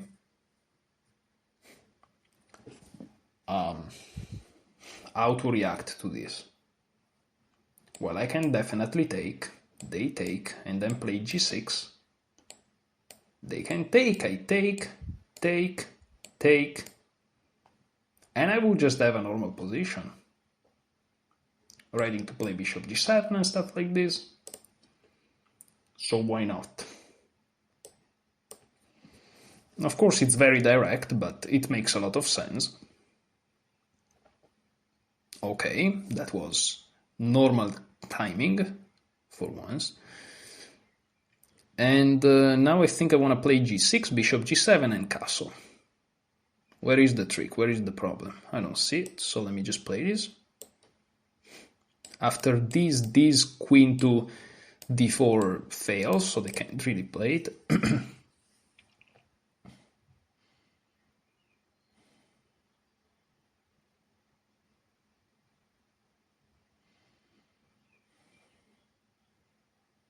There is bishop e3, which is of course an interesting move, threatening to take. And if I take with the bishop, they take. Yes, and then their knight's hanging. That's a human move, though. Queen c7 looks nice because defends against all of those threats. I mean, after knight takes, bishop takes, queen takes, it's fine. After queen c7, I kind of have to be careful about knight takes, bishop takes, and queen here. Oh my goodness! Kinda be careful, that's death. Oh wow, that's already deadly threat. So if I play queen c7, look at this. Knight takes, bishop takes, queen here, hits the knight, hits the rook. Wow. So can I play bishop g7 here? They take, and I have to take with a pawn. But that's not the end of the world, isn't it? Yeah, that's not that terrible, because then I can also have the nice square here for my... Yeah, I'm gonna do it, guys. I have to develop somehow. I mean, after knight here, I'm not lost. If I take with the bishop, I'm lost, because then he trades first the queen, and then he takes my knight. But if I take with the pawn, I'm fine. I'm fine for the time being, that is. And he doesn't do it. Okay, plays like this. Okay. I castle, he does the same thing. Oh, so now if I castle, he takes. If I take with the bishop, I lose the knight. If I take with the pawn, he takes me here. I take here, and he wins. He wins this guy over here.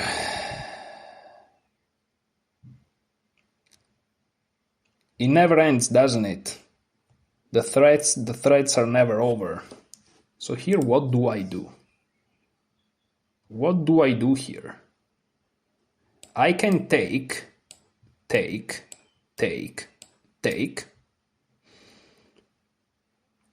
and castle. That's what I'm gonna do. I mean, what else can I do? I'm getting destroyed left and right here. I can play knight c8, but that's so passive. I'm so afraid to play this move, knight c8. They can also take, and then take and ruin my... I'm just gonna do this, guys. I'm sorry.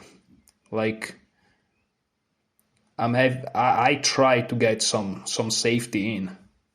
I can't even castle these days. Terrible. What is he? What? Okay, I'm not gonna talk because it's better.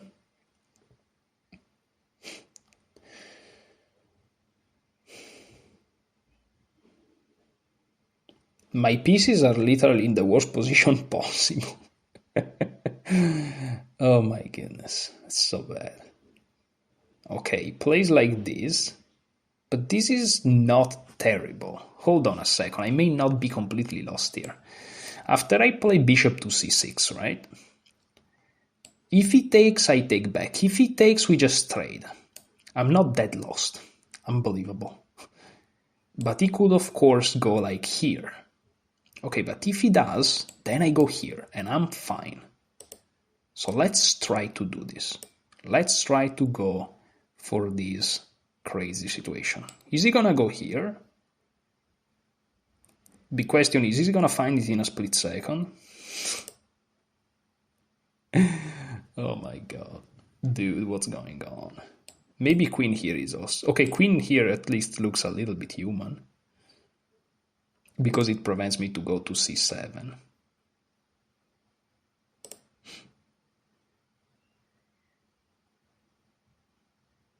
I'm hitting this thing too. Okay, after queen here, this attacks this at least.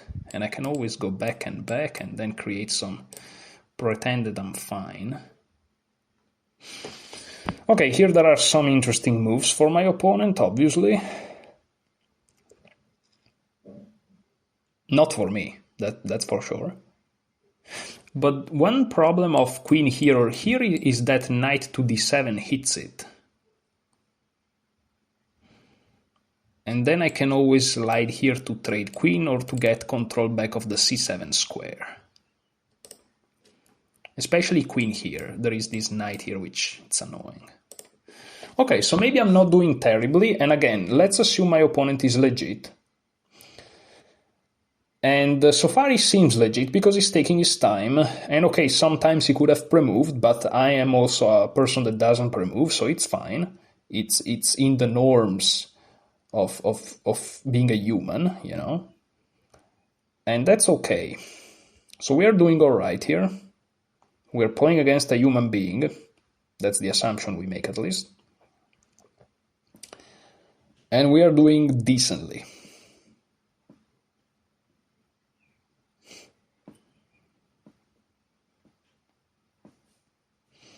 There are also some tactics where I can leave that pawn hanging.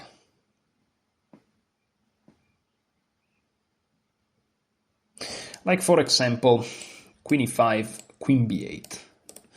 Okay, so the queen goes to e3. Okay, then I will say that this guy is definitely a human because this was the first move that I saw. Extremely human move.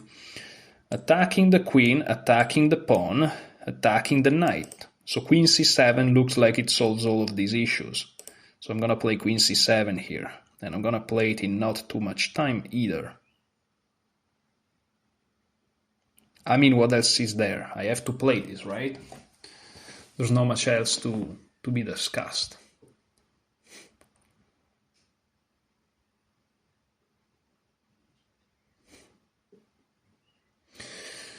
Oh, I'm playing against a human. I'm happy. Finally. The previous one, I really doubt it. I mean, yeah, he was human, but I think he really used some assistance at some point because that sequence he played in that middle game is crazy. And as soon as I blunder, he blunders back. Really? Really, dude? So, okay. He plays a rook to d4. That's a very logical move. It's a very logical move, and perhaps he threatens to go on this side of the board to create some nestinesses. Wow, that's a big threat, actually. How do I deal with this? There is the idea to reroute here. This will lose a pawn, but I'd rather lose a pawn than the game. Also, after this move here, I'm not really sure that I'm losing material even. And my idea is just to go here. So here, if here, I have this, which is not much, but as they say, is honest work. They go here, and I'm hanging by a thread, but maybe I'm not that lost.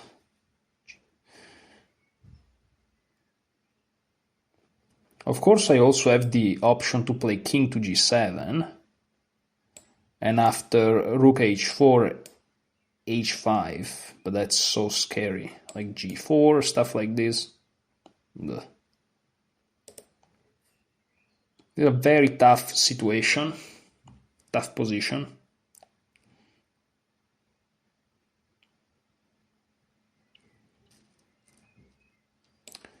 There is also e6, a rook here, queen here, and I'm not in time. I get checkmated.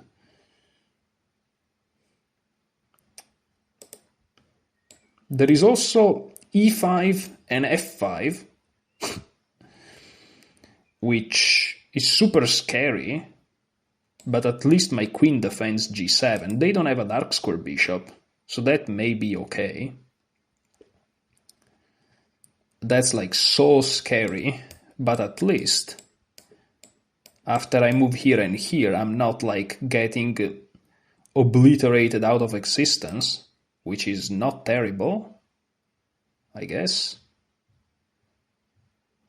But yeah, I have to find something a little bit quickly, because otherwise I'm getting decimated. e5 looks good. e5 looks really good. Followed by f5. Looks very dangerous as well. But again, what am I supposed to do? I have to find those moves, otherwise I am just dead. So let me try to play for this. Let me try to play for this move.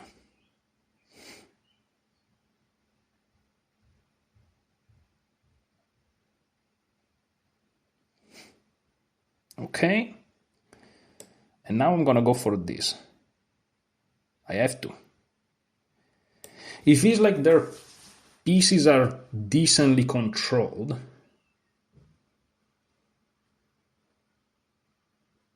Unless they hit me with a super genius a5 right now, which it's possible.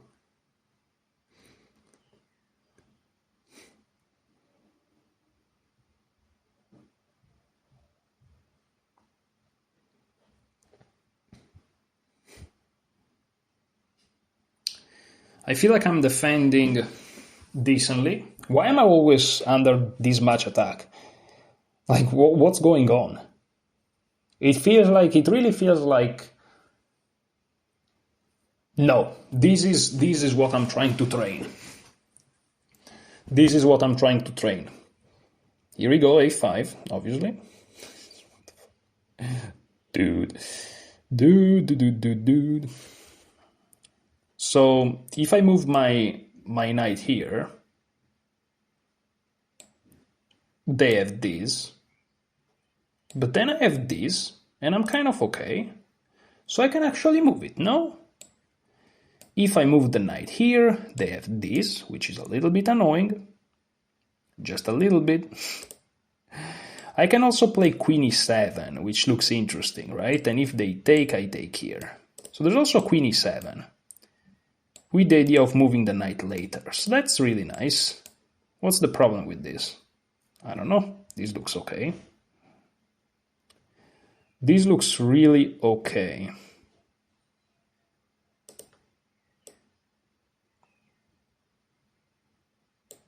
If it's wrong, it's wrong. I mean, what you gotta say? If it's wrong, it's wrong. Rooks can't deliver check as far as I know. I mean, they can deliver check, but they can't move like a queen. Today is really a weird day, so maybe rooks can do that. They shouldn't be able to, but you don't know these days. This is a very clever move because, I mean, maybe it's useless, but again, if they take, I take here, and I'm out of the major woods. They have counterplay though, but again, I shouldn't be getting checkmated here, right? I may be the one pressing, actually. But also, I want to play knight d7 once my queen is over the knight. That's the point. Because I want my queen to be able to slide over to g7. Okay, now they enter here. This looks super scary. Oh my goodness, I just realized there is a problem. I'm lost again. Jesus Christ. How does that happen all of a sudden like this? I'm just that lost again. And the reason is, if I save my knight, they check me. And after I go here, they take g6. So what can I do here? My knight is hanging. There's nothing I can do. The only move I can play is this. But then they pin me. And do I have enough defenders? I don't know. I'm gonna have to defend like this. And they're gonna attack me again. And I don't have enough defenders. I'm gonna have to go here, but then they take.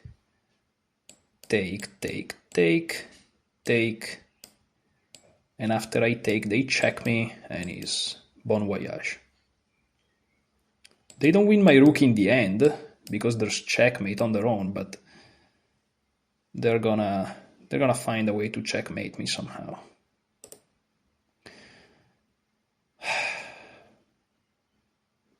Is this possible? Maybe I'm just playing very bad chess. But I don't know. It feels like I'm trying my best like every other time. Except other time I sometimes also win, and here it feels like I can only be worst. Like, it's so terrible. I'm just gonna try this. That's the only hope I can have. But this is so terrible. This is so terrible. You know? Of course. What am I supposed to do? I'm gonna try to defend with this rook. And after this, take.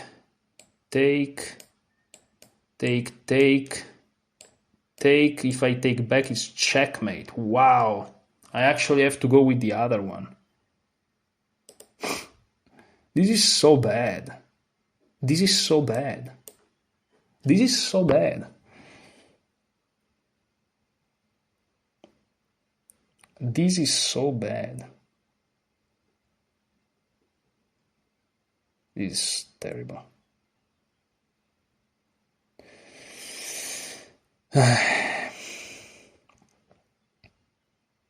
Yeah, tough. And I just lose the piece. Tough.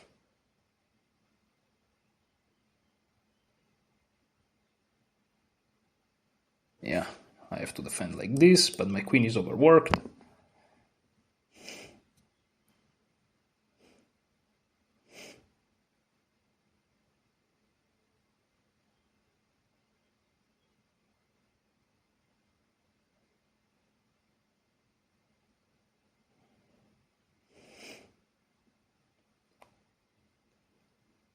Yeah, it's over. Of course they take.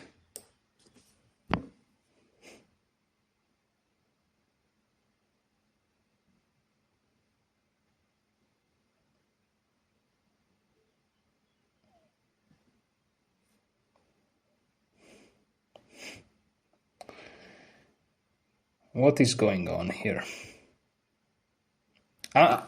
What happened? I usually try my best and it works. And these guys that are rated 100 rating points lower than me, they just crush me all over and over and over. Like, what's going on? I'm just getting crushed. What's going on? That's not normal. That shouldn't happen. And they sacrifice the rook. That's probably some move order finesse.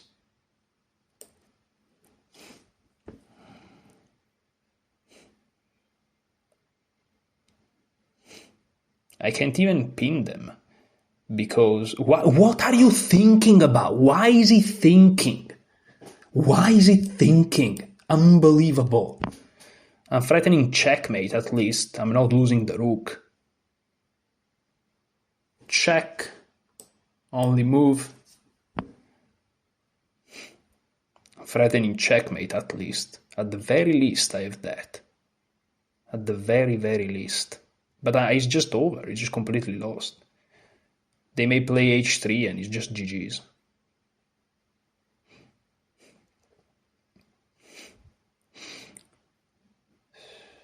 So bad. So bad.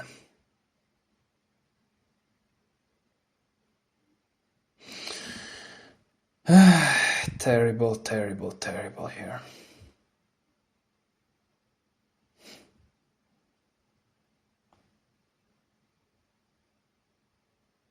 I don't know, I'm just getting crushed by people that are rated 100 rating points lower than me. And I'm trying. It's not that I'm not trying, it's just that there's nothing to do.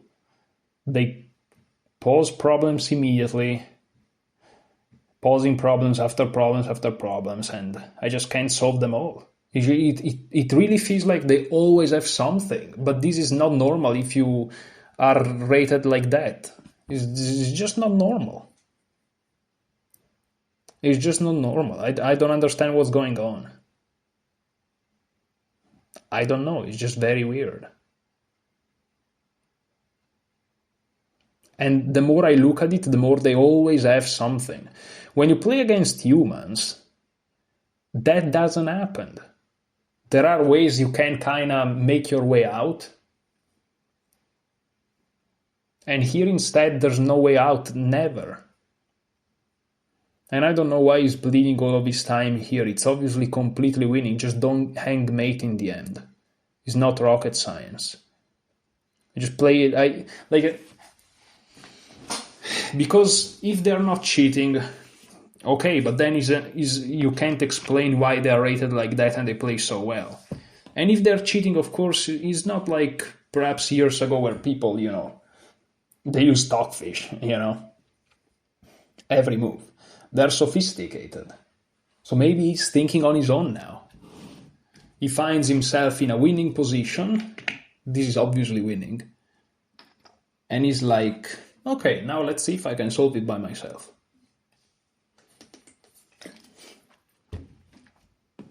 H3, of course. Like, really? And you may say, well, but you're finding those moves too. Yeah, but I'm rated 100 points more than him, no? And also, you also find things that I don't find. What am I supposed to do here? It's just dead lost. I can try to go here, right? But then he goes here. There's always something. I can try to go here, right? And the hope is that if he takes here, I take here, and that perhaps survivable with some, perpetuals. The problem is he's gonna just take here. And I'm dead lost. Oh, no. Here I take the rook. Okay, so he cannot do that. Interesting. So he's gonna check me here. And now I'm gonna run for my life. Because if I go here, there's check. And I have to go here somewhere. I'm gonna play this move and see what happens. Let's see how he finishes me. Let's see how he finishes me. Let's see the genius. Let's see the genius at work, guys. I'm curious to see the genius at work. It's so lost on so many levels. It's so lost on so many levels. Dude, what is going on? I never had a chance in all of these 3 games, notice. I never got to a winning position. I got to like +1 at some point and that's it. Or -1, depending which game we're talking about. In one game was I dead lost, in the other one it was just equal forever. And, the only way to get a an advantage of +1 or -1 was to find some extremely precise moves. Like, what am I supposed to do? And what is he thinking? Just play anything. Well, now, okay, now you understand that you may have to think, but... I mean, rook b4, you know. Queen takes b7 wins too, by the way. I'm sure it wins. Because in the end you take the a6 pawns and you promote and my king is exposed. But of course, then you have to be very, very careful. And maybe it's a draw, but... I mean... But yeah, whatever. Everything wins here. Rook b4 looks very good for some reasons. Rook b4 looks very good, but maybe after rook b8, very banal. Yeah, but you see, the problem of rook b8 is that then queen takes g6 and he's just winning. So, yeah. And I can't give them that pawn. I just can't. And I can't even play queen e7 because queen takes, king takes, rook takes, king f6. And the endgame is winning for them. There's literally nothing I can do, no matter how you look at it. Zero, nothing. Niesba. The only thing after rook b4 is rook b8, in the hope that they play rook takes b7, trade, and then queen d1, and maybe there's a perpetual somewhere. Rook b4. What do you want me to tell you? Like, what do you want from me? Of course I can take here. And if they take here, maybe that's what they were calculating. That there is no check perpetuals, but of course there isn't. Like, there's not much to be said. If this pawn wasn't here... No, but even if the pawn wasn't here, it's still lost. So taking here loses to this. Yeah, it looks nice to give a check here or here, but it doesn't work. So I have to defend this pawn 100%. I really have to defend it. I really have to defend it. There's nothing else I can do.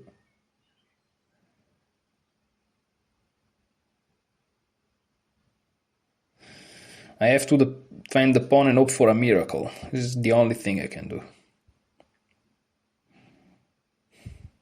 But he's winning in a multitude of ways. One way to win is this. Okay, he plays rook b6, which I saw first, by the way. Dude, what is going on? They're destroying me so badly. Dude. Okay, now I want to go here. Right? And if they take, it's so lost. It's so lost. There's nothing I can do, but I don't want to get checkmated immediately. So I want to go here, but then they take here, and I'm getting checkmated immediately. Zero. Nothing I can do. Nothing. Nothing. No matter where I look at it. What am I supposed to do? Total domination, what am I supposed to do? I'm not playing humans. Guys, what is this? Why are they rated so low if they're humans and they play perfect chess? What the fuck? Bro, come on. What is this? Dude. I can try to go here. What happens if I go here trying to set this up? Well, he can take like this. Maybe. Then check. Check. And he blocks with the rook. Like, there's nothing I can do. Dude, it's so bad. But I'm gonna try it. I'm gonna try it like this. I'm sure there are a trillion checkmates here, but... It's my only hope. It's my only hope. But there's nothing.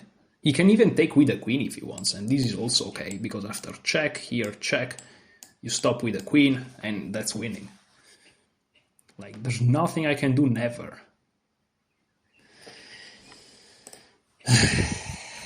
What is this?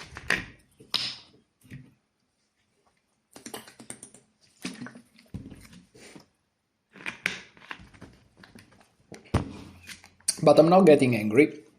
But this doesn't count, because if I think that I'm playing against an engine, I don't get angry. That's the point. I mean, these games are so weird. Like, I never had a chance. I never had a chance. Check. Let's see how much does it take. Okay, at least he's not spending a second. Of course, there is the hope that he blunders. Like, rook here is the only move, dude. Only move. And of course, the move that is not the only legal move, it takes like one fraction of a second. So there is no checkmate here at the time being. So I can improve my rook. I can improve my rook, guys, and then get mated in one. There's nothing I can do. I can't even improve my rook, guys. Don't you understand how bad this is? And they're threatening this winning my rook. So what can I do if I can't improve it? Then the only legal move is this. They can't checkmate me here. If they check me, I can move saving the rook. If they check here, I can go here. So I'm gonna go here. I'm not getting checkmated yet, I think. Perhaps. I'm not losing my rook yet. It's not over yet.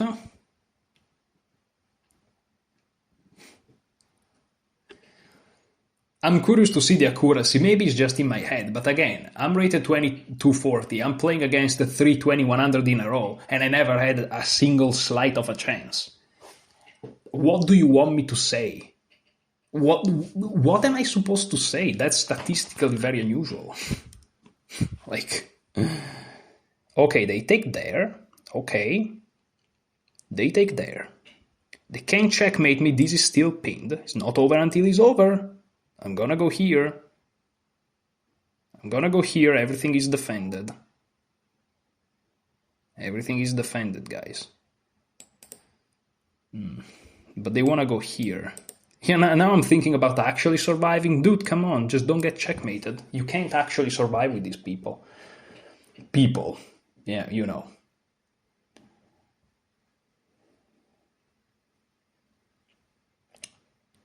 Terrible. Terrible. But I have a passed pawn. If he goes here and I go here, and he takes and I take, I have a passed pawn. And his king is closed. There is a chance. And then he's gonna turn on the engine again, and I'm cooked. Zero chances ever. And the only time that they blunder is once I'm winning, which is basically like, I don't want to get caught. Like, plays one blunder in the whole game, and it's after I make one. Like, not this game, the previous one. Like, the only blunder he made, it didn't give me a chance. It just doesn't exploit it. So wait a second, because this is still pinned. This is still pinned, guys. But he's gonna promote this one. He doesn't care. He doesn't care. He doesn't care. And I can't really move because I'm getting mated if I move. Can I take? He checks me, I move. Checks me, I move. We start to go here. What can I even begin to do?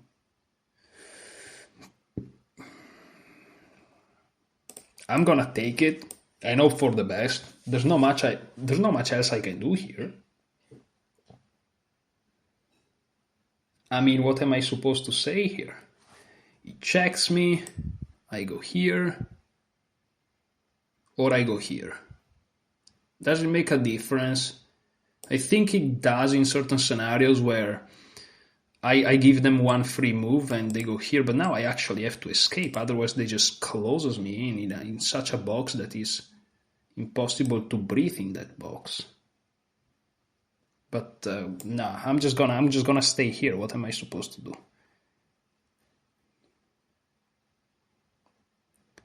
I'm supposed to do nothing. That's what I'm supposed to do. My idea is to go here, sacrifice the rook, perhaps take this rook here and hope for the miracle, the absolute miracle. That's the only thing I can hope for. But there's nothing to be hoped. Rook here, they can even take here. It's so over. It's so over. And now, after they push, I can't even spend this tempo because eventually they will force me like somewhere down, and this checkmate too. It's so bad. So bad.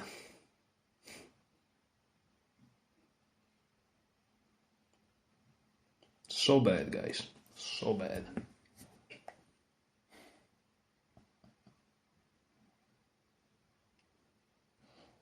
Maybe I have one chance. Just one chance. But of course it's not gonna allow me. It's gonna move here.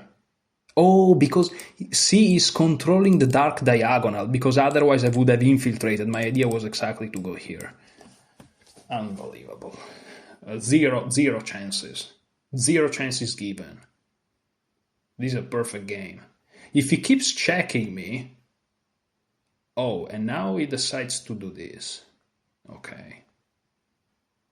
Yeah, because now he's completely winning. Yeah, this is also such a precise move. This is such a precise move, dude. This is such a precise move. Like, unbelievable. If I take... Well, again, I have this passed pawn.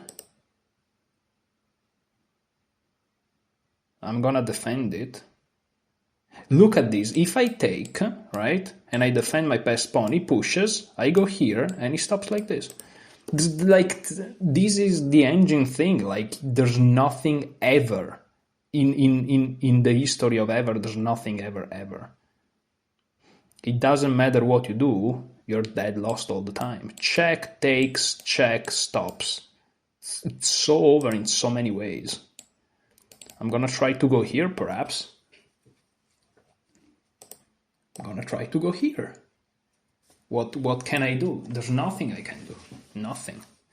Probably getting mated somehow. No matter what the geometry, no matter... Oh, and there's this, very simple, yeah. Very, very simple. Very simple. There is a chance he takes with a pawn and he allows me to... No, of course he doesn't take with a pawn. There is a chance that he doesn't find this, you never know. Taking his good seconds. Like... Yeah, there's nothing. I want to see how this game ends, though. What is he thinking, dude?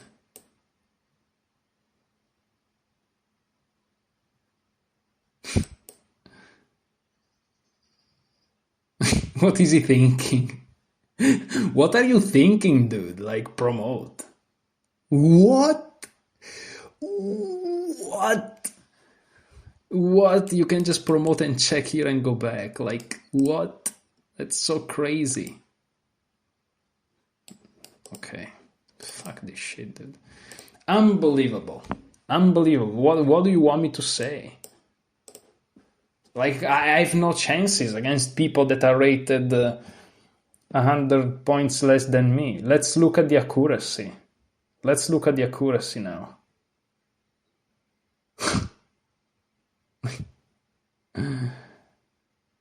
What am I supposed to do? Okay, there is 2 inaccuracies and 1 mistake, but we must see how are these things actually. Because let's see. Like, I never played this bad. Like, the only way you can play this bad if your opponent is so much better than you. But if your opponent is so much better than you, they are not rated 2100. That's my point, guys. My point is not that there are no people stronger than me. My point is that you shouldn't be rated that low, if that's the case. So, okay, e5, knight takes, bishop takes, queen takes, rook takes, bishop e3, knight here. I don't understand. Like, g6 seems normal, but... Bishop e3 is strong, bishop g7 is okay, castle. Yeah, again, g6 was a mistake, going in the wrong direction.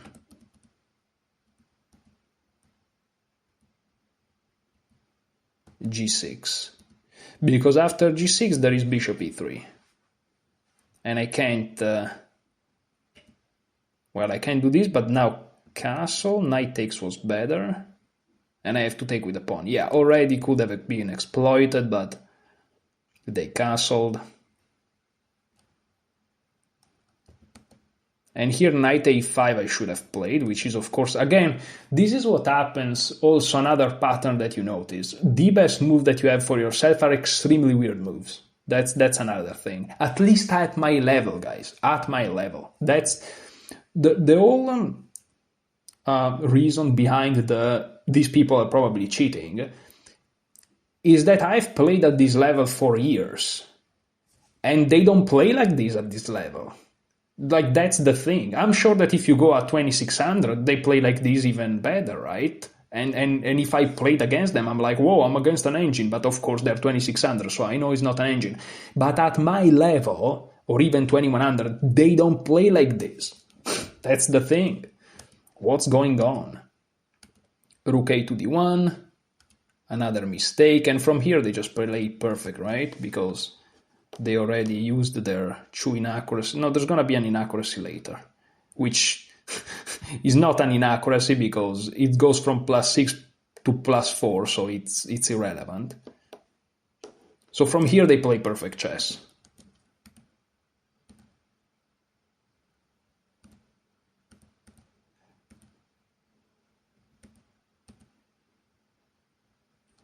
And here I should have played knight d7.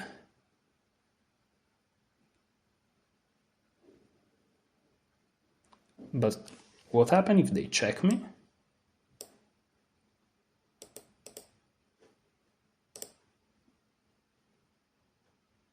King h8. Oh, queen here, there is queen here. Oh, I just missed it. Maybe I am a moron then. Maybe I'm just playing terrible chess. I just missed this idea. But again, every time that these things happened, you miss things that are very difficult. Like, you have to understand, the last time that I lost, let's say, legit, well, that I remember, was that game against that candidate master, and we grinded for like a bunch of time. And like, every time that I made mistakes or stuff like that, it's always like human, if that makes sense. These are very weird lines already. Like, already a line like this is like very weird. With bishop c4, it's just very weird. And okay, you can say whatever you want to say, but again, it's just very, very unusual. Knight d5, but again, I saw that knight d7, bishop c4, and I'm like, there is queen takes g6. But again, I was in the mindset that I was playing an engine already, and so I wasn't even looking for queen takes h4 and stuff like that. That's very bad. I missed to see it completely, but you know, when you think that you play an engine, you don't even look for things. So maybe that was just all in my head, and I should have just played chess. Maybe I should have just played chess.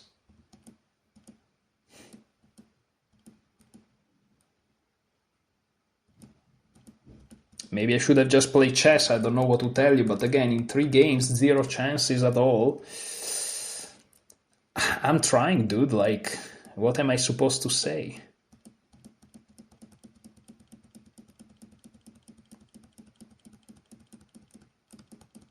I don't know. Well, but I lost at least. After reviewing it, again, maybe I was just focused on this thing of the engine and I didn't play as accurate. But I don't know. It's just, I played against 32100. I really tried my best and I got demolished. I don't know. The probabilities that all of them were not legit is very low. So if I have to say, the guy that I played, I think the second time, if I'm not mistaken, I think that for some moves he must have used an engine, because there is no way that in 10 seconds he find every single perfect moves. There's no way. This guy here, again. But again, here is the thing. When it comes to the pure game and the elements of the game, yeah, absolutely, a human can play this. but a stronger human, not someone rated 2140. Like, I don't play not even close to play that precise and all that. And I'm 2240. Like, how is it that these 2100s play this perfect? I mean, not perfect, but like this precise. And again, that line that I missed against this guy is a very difficult line. And also, I was thinking about the fact that I'm playing an engine. And that's unfortunate, because if I saw that and I play 97, I wonder what would have happened. So maybe I should try to force myself to think that I'm playing humans. But I don't know. I never had these sensations in previous games. The only time that I had those sensations were one time in one game. And it's this game that they cheated. So that's unfortunate. That's unfortunate, because I can work on my, anger issues all you want. I can work on my chess all you want, but I can't work on me suspecting these people of cheating. That I can't work on, because I can't just pretend that I'm playing legits. I just can't pretend it. And then it happens games like this where, again, when it comes to the moves, it seems like he's legit. But then again, there are variations that I look and I'm like, they're a little bit weird. And I don't really try to calculate. My mind, my mental energy is somewhere else, And it leads to mistakes.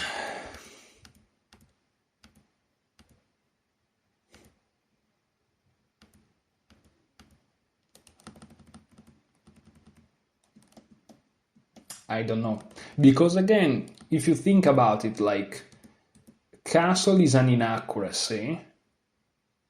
But if you think that they're cheating, you think they're geniuses, right? Because castle technically prevents me from castling too. Because if I castle, they just take. No, I can castle actually, right? No, knight takes. Well, okay, yeah, but I have to take like this. Yeah, that's the point.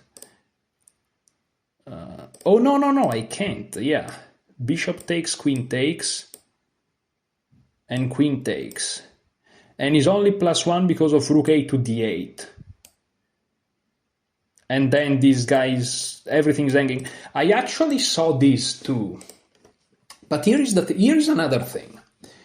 Every time that these suspicions happens, and then you look at the engine evaluation, like the times that mistakes were made by your opponent, so the supposedly cheater, the ways to get away from it, from your point of view, is not like normal moves. It's really convoluted. Like, for example, here, castle is an inaccuracy, right?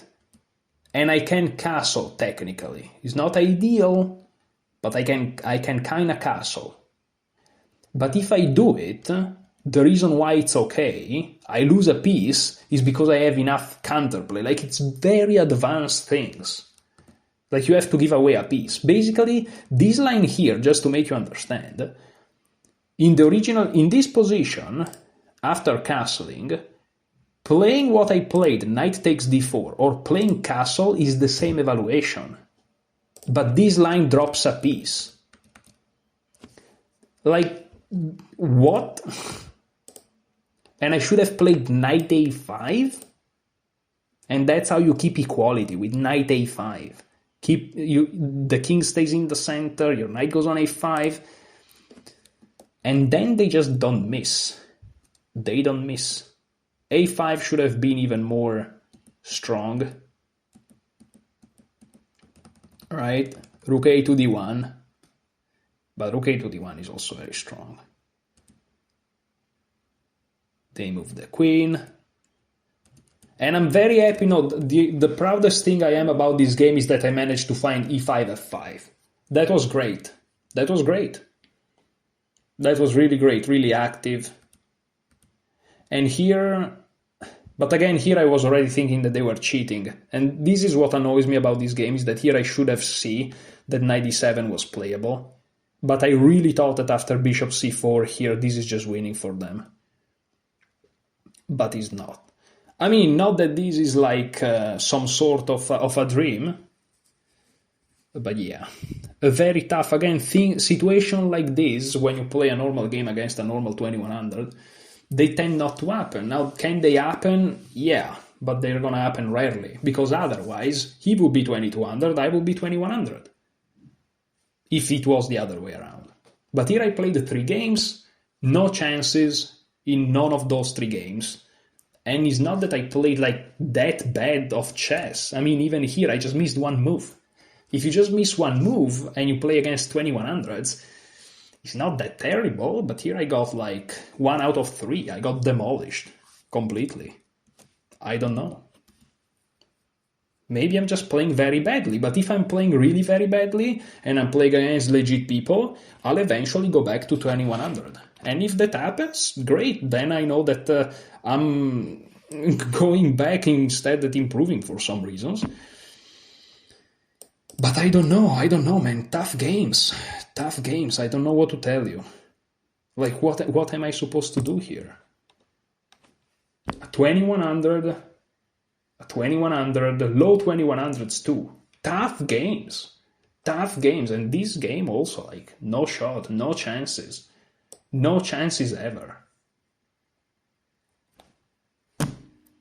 I don't know what to tell you guys. But I'm happy because I managed to not get angry, and I think that I'm just gonna play like 1 game a day as usual, simply because I realize that this takes so much, and also if these people cheat, to be honest, is a waste of time, to be very, very honest with you. But again, I'm gonna come back trying to assume that they are legit, which again, for me, that's the hardest thing to do. Because if I think that they are cheating, there's like, I'm always gonna have that little voice, can't go away. But I don't know, brutal tough sessions here. I don't know, very, very weird. Maybe I'm just getting weaker, but like, what do you mean getting weaker? Like, I don't know. I mean, it has been years since I've been at 2200. Like, I don't know. I really feel like these people are a little bit legit for sure, but I feel like they're using assistance. You know, in some moves, they're using assistance. It really feels like that. The patterns, the way, the time they spend, and many other little things, it's just very, very weird. Very weird. I only had 1 serious suspicion so far, and I was correct. I don't know. I'm not saying that all of these 3 guys cheated. I don't even remember the games. The more suspicious is this guy, the second guy here. Sabri, Ebd, this guy to me is the most suspicious. Like, 5,000 games though. 5,000 games. So, it looks like he's the most legit of them all. When it comes to like weirdness. And this guy I thought was the... But this is also something that happens. When you start to doubt yourself like this is just bad sign.